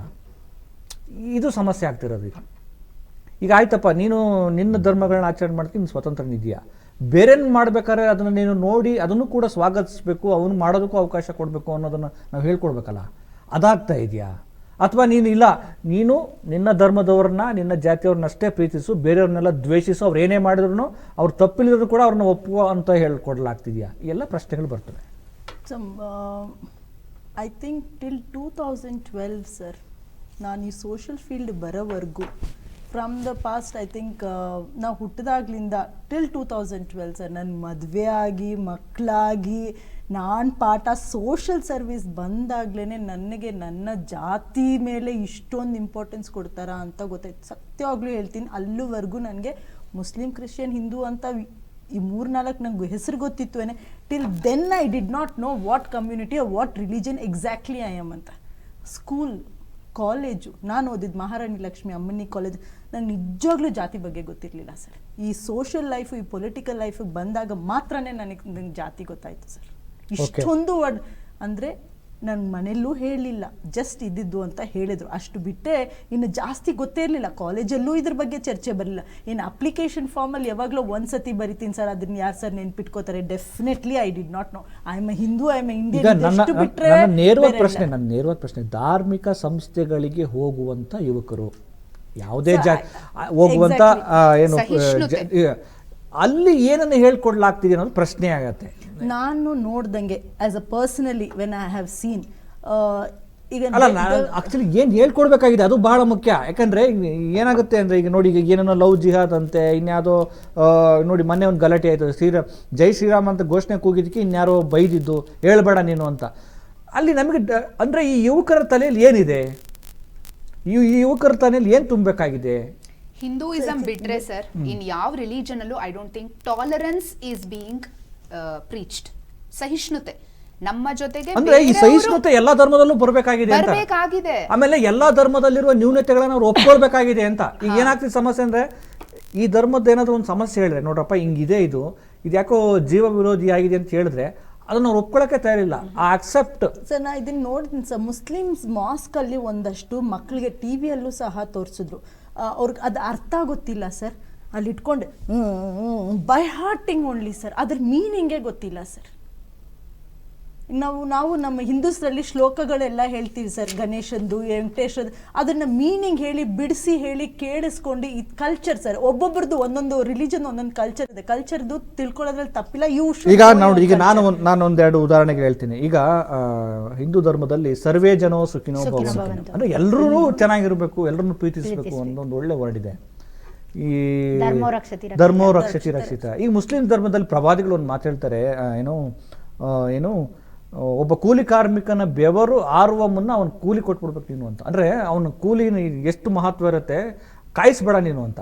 ಹಂಗೆ ಎಲ್ಲ ಧರ್ಮದಲ್ಲೂ ಒಳ್ಳೊಳ್ಳೆ ವ್ಯಾಲ್ಯೂಸ್ ಇರುತ್ತವೆ ಅಲ್ವಾ. ಕ್ರಿಶ್ಚಿಯನ್ ಧರ್ಮದ ಜೀಸಸ್ಸು ಅವರು ಏನು ಕೇಳ್ತಾರೆ ಆ ದೈವದಲ್ಲಿ, ಇವ್ರು ಏನು ಮಾಡ್ತಾರೆ, ಇವ್ರೇನು ಶಿಲುಬೆಗೇರಿಸಿ ಮಳೆ ಹೊಡಿಬೇಕಾದ್ರೆ ಹೇಳ್ತಾರೆ ಅವರು ಯೇಸು, ಇವ್ರು ಏನು ಮಾಡ್ತೀರಂತ ಅವ್ರಿಗೆ ಗೊತ್ತಿಲ್ಲ, ತಪ್ಪು ಕೆಲಸ ಮಾಡ್ತಿದ್ದಾರೆ, ದೇವ್ರು ಅವ್ರನ್ನ ಕ್ಷಮಿಸ್ ನೀನು ಅಂತ. ಅಂದರೆ ಎಂಥ ಒಳ್ಳೆ ಮಾತಲ್ವಾ. ಸ್ವಾಮಿ ವಿವೇಕಾನಂದ ಹೇಳ್ತಾರೆ ಜೀಸಸ್ ಅವ್ರ ಬಗ್ಗೆ. ಇವತ್ತು ಹೆಂಗಾಗ್ತಿದೆ ಅಂದರೆ, ಹಿಂದೂ ಆದ ತಕ್ಷಣ ಮುಸ್ಲಿಂ ದ್ವೇಷಿಸು, ಮುಸ್ಲಿಂ ಆದ ತಕ್ಷಣ ಹಿಂದೂಗಳನ್ನ ದ್ವೇಷಿಸು, ಇಲ್ಲ ಕ್ರಿಶ್ಚಿಯನ್ ಆದ ತಕ್ಷಣ ಎಲ್ಲರೂ ಹಂಗ್ ಬಿಂಬಿಸ ಆಗ್ತಿದೆ. ಸ್ವಾಮಿ ವಿವೇಕಾನಂದ ಹೇಳ್ತಾರೆ ಜೀಸಸ್ ಬಗ್ಗೆ, ನಾನೇನಾದ್ರೂ ಜೀಸಸ್ ಅವರ ಕಾಲದಲ್ಲಿ ಬದುಕಿದ್ರೆ ನನ್ನ ಕಣ್ಣೀರಿನಿಂದ ಅವ್ರ ಪಾದಗಳನ್ನ ತೊಳಿತಿದ್ದೆ ಅಂತ. ಇವೆಲ್ಲ ಯಾಕೆ ನಾವು ಅರ್ಥ ಮಾಡ್ಕೊಳ್ತಿಲ್ಲ ಅಂತ. ಬುದ್ಧ ಹೇಳ್ತಾರಲ್ವಾ, ನೀನ್ ಎಲ್ಲರನ್ನೂ ಪ್ರೀತಿಯಿಂದ ಕಾಣೋ, ಎಲ್ಲರೂ ಮನುಷ್ಯರೇ ಇಲ್ಲಿ ಅಂತ. ಅದನ್ನ ಹೇಳಿದ್ದು ಹಿಂದೂಸ್ದಲ್ಲಿ ನಮ್ದು ಏನೇನಿದೆಯಲ್ಲ ಪ್ರತಿಯೊಂದು ಪುರೋಹಿತರು ಎಕ್ಸ್ಪ್ಲೇನ್ ಮಾಡಿ ಹೇಳ್ತಾರೆ ಸರ್, ಇದ್ರ ಅರ್ಥ ಇದು, ಇದ್ರದ್ದು ಅರ್ಥ ಇದು. ಈ ಮುಸ್ಲಿಮ್ಸ್ ಕ್ರಿಶ್ಚಿಯನ್ಸ್ ಇನ್ನೂ ಹೆಚ್ಚಾಗಿ ಅರ್ಥಕ್ಕೆ ಬಿಟ್ಟು ಮುಂದೆ ಹೋಗ್ಬಿಟ್ಟಿದ್ದಾರೆ, ಅದನ್ನು ಎಡವಟ್ಟಾಗುತ್ತೆ.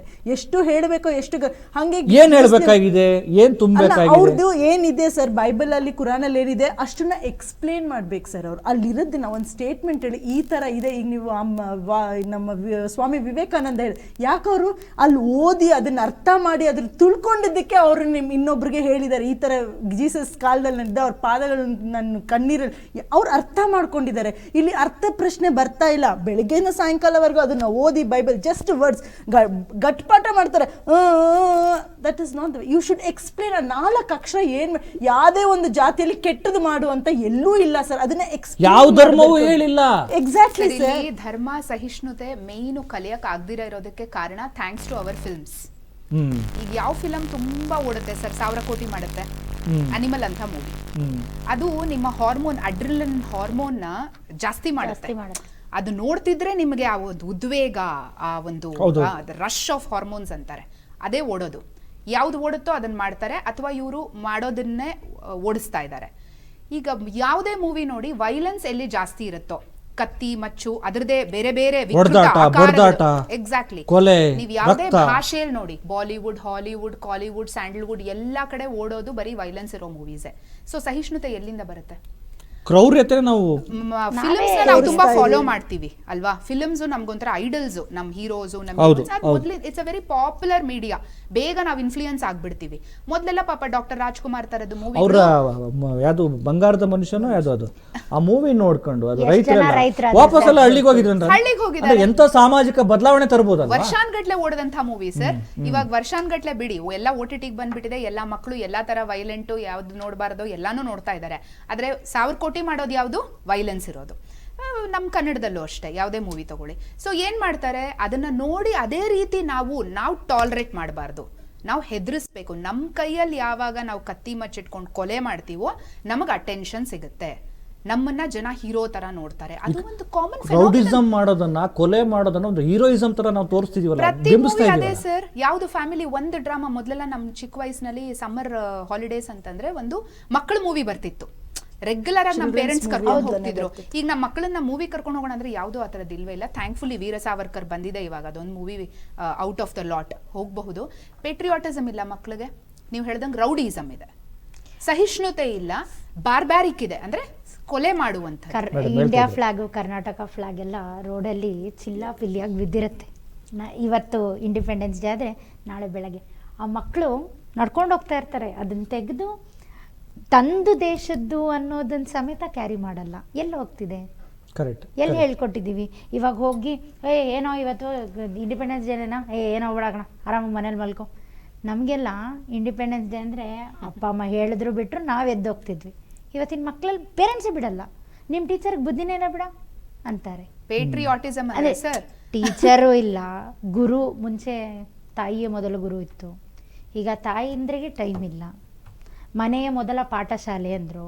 ಈಗ ಮನೇಲಿ ಅವ್ರಿಗೆ ಏನು ಎನ್ವಿರಾನ್ಮೆಂಟ್ ಬೇಕು ಅದು ಬಿಟ್ಟು ಬೇರೆಲ್ಲ ಇದೆ. ಈಗ ಒಂದು ಮಾತಿದೆ, ಮೊದಲೆಲ್ಲ ಮುಂದೆ ಶಿಷ್ಯರಿದ್ರೆ ಹಿಂದೆ ಗುರು ಇರ್ತಿತ್ತು, ಸಾಗುತ್ತಿತ್ತು ರಣ ಧೀರರ ಹಿಂದೆ. ಈಗ ಮುಂದೆ ಶಿಷ್ಯರಿದ್ರೆ ಮುಂದೆ ಗುರಿ ಹಿಂದೆ ಗುರು ಇದ್ರೆ ಏನ್ ಬೇಕಾದ್ರೂ ಸಾಧಿಸ್ಬೋದು ಅಂದ್ರು. ಇವತ್ತು ಗುರು ಇಲ್ಲ, ಗುರಿನೂ ಇಲ್ಲ. ಗುರಿ ಮೊದ್ಲಿಲ್ಲ. ಫಸ್ಟ್ ಗುರಿ ಅಂದ್ರೆ ಏನೋ ಗುರಿ, ಮ್ಯಾಮ್ ಒಂದು 100 ಕೋಟಿ ಮಾಡ್ಬೇಕು ಮ್ಯಾಮ್, ಹೆಂಗೋ ಮಾಡ್ತೇನೆ 100 ಕೋಟಿ, ಯೋಚನೆ ಮಾಡೋಣ ಬಿಡಿ ಮ್ಯಾಮ್. 24-25ಕ್ಕೆ ಬರೋ ಪ್ರೆಷರ್ ಏನಿದೆ ಅದನ್ನ ಮಕ್ಳಿಗೆ ಈಗಲೇ ಕ್ರಿಯೇಟ್ ಮಾಡಿಬಿಡ್ತಾರೆ ಪೇರೆಂಟ್ಸ್. 10-11 ವರ್ಷಕ್ಕೆ ಇನ್ನು 10 ವರ್ಷ ಇದೆ ನಿಂಗೆ ಟೈಮು. ಒತ್ತಡ ಸರ್, ಸ್ಟ್ರೆಸ್ಸು ನಮ್ಗಾಗ್ತಿಲ್ಲ, ಮಕ್ಳಿಗೆ. ನೀವು ಹೋಗಿ ಇವತ್ತು ಒಂದು ಸ್ಕೂಲ್ಗೆ ಹೋಗಿ ಒಂದು ಮಗುನ ಕೂರಿಸ್ಕೊಂಡು ಕೇಳಿ ಏನಾಗಬೇಕಪ್ಪ ನೀನು ಅಂತ. ಸರ್ ಅವ್ನಿಗೇನೂ ಇಲ್ಲ ಕ್ಲಾರಿಟಿ, ಯಾಕೆಂದರೆ ಎಲ್ಲನೂ ಪೇರೆಂಟ್ಸ್ ಕೊಟ್ಬಿಡ್ತಾರೆ. ಕಾರ್ ಇದೆ, ಮನೆ ಇದೆ, ಬಂಗ್ಲೆ ಇದೆ, ಎಲ್ಲ ಇದೆ. ಏನು ಬೇಕು? ದುಡ್ಡು ಬೇಕು. ಏನಕ್ಕೆ ಬೇಕು? ಎಂಜಾಯ್ ಮಾಡಬೇಕು. ಏನು ಎಂಜಾಯ್ ಅಂದರೆ ಸರ್, ರಾತ್ರಿ 12 ಗಂಟೆ ಆದಮೇಲೆ ಸ್ವತಂತ್ರ ಸಿಕ್ಕಿದೆ ನಮಗೆ. ಗಾಂಧೀಜಿ ಹೇಳಿದ್ದು ಸ್ವತಂತ್ರ ಬೇರೆ, ನಮಗೆ ಸಿಕ್ಕಿರೋ ಸ್ವತಂತ್ರ ಬೇರೆ. ಎಸ್ ಚರ್ಚೆಯನ್ನು ಮುಂದುವರಿಸೋಣ. ಕಾರ್ಯಕ್ರಮದಲ್ಲಿ ಈಗ ಒಂದು ವಿರಾಮ.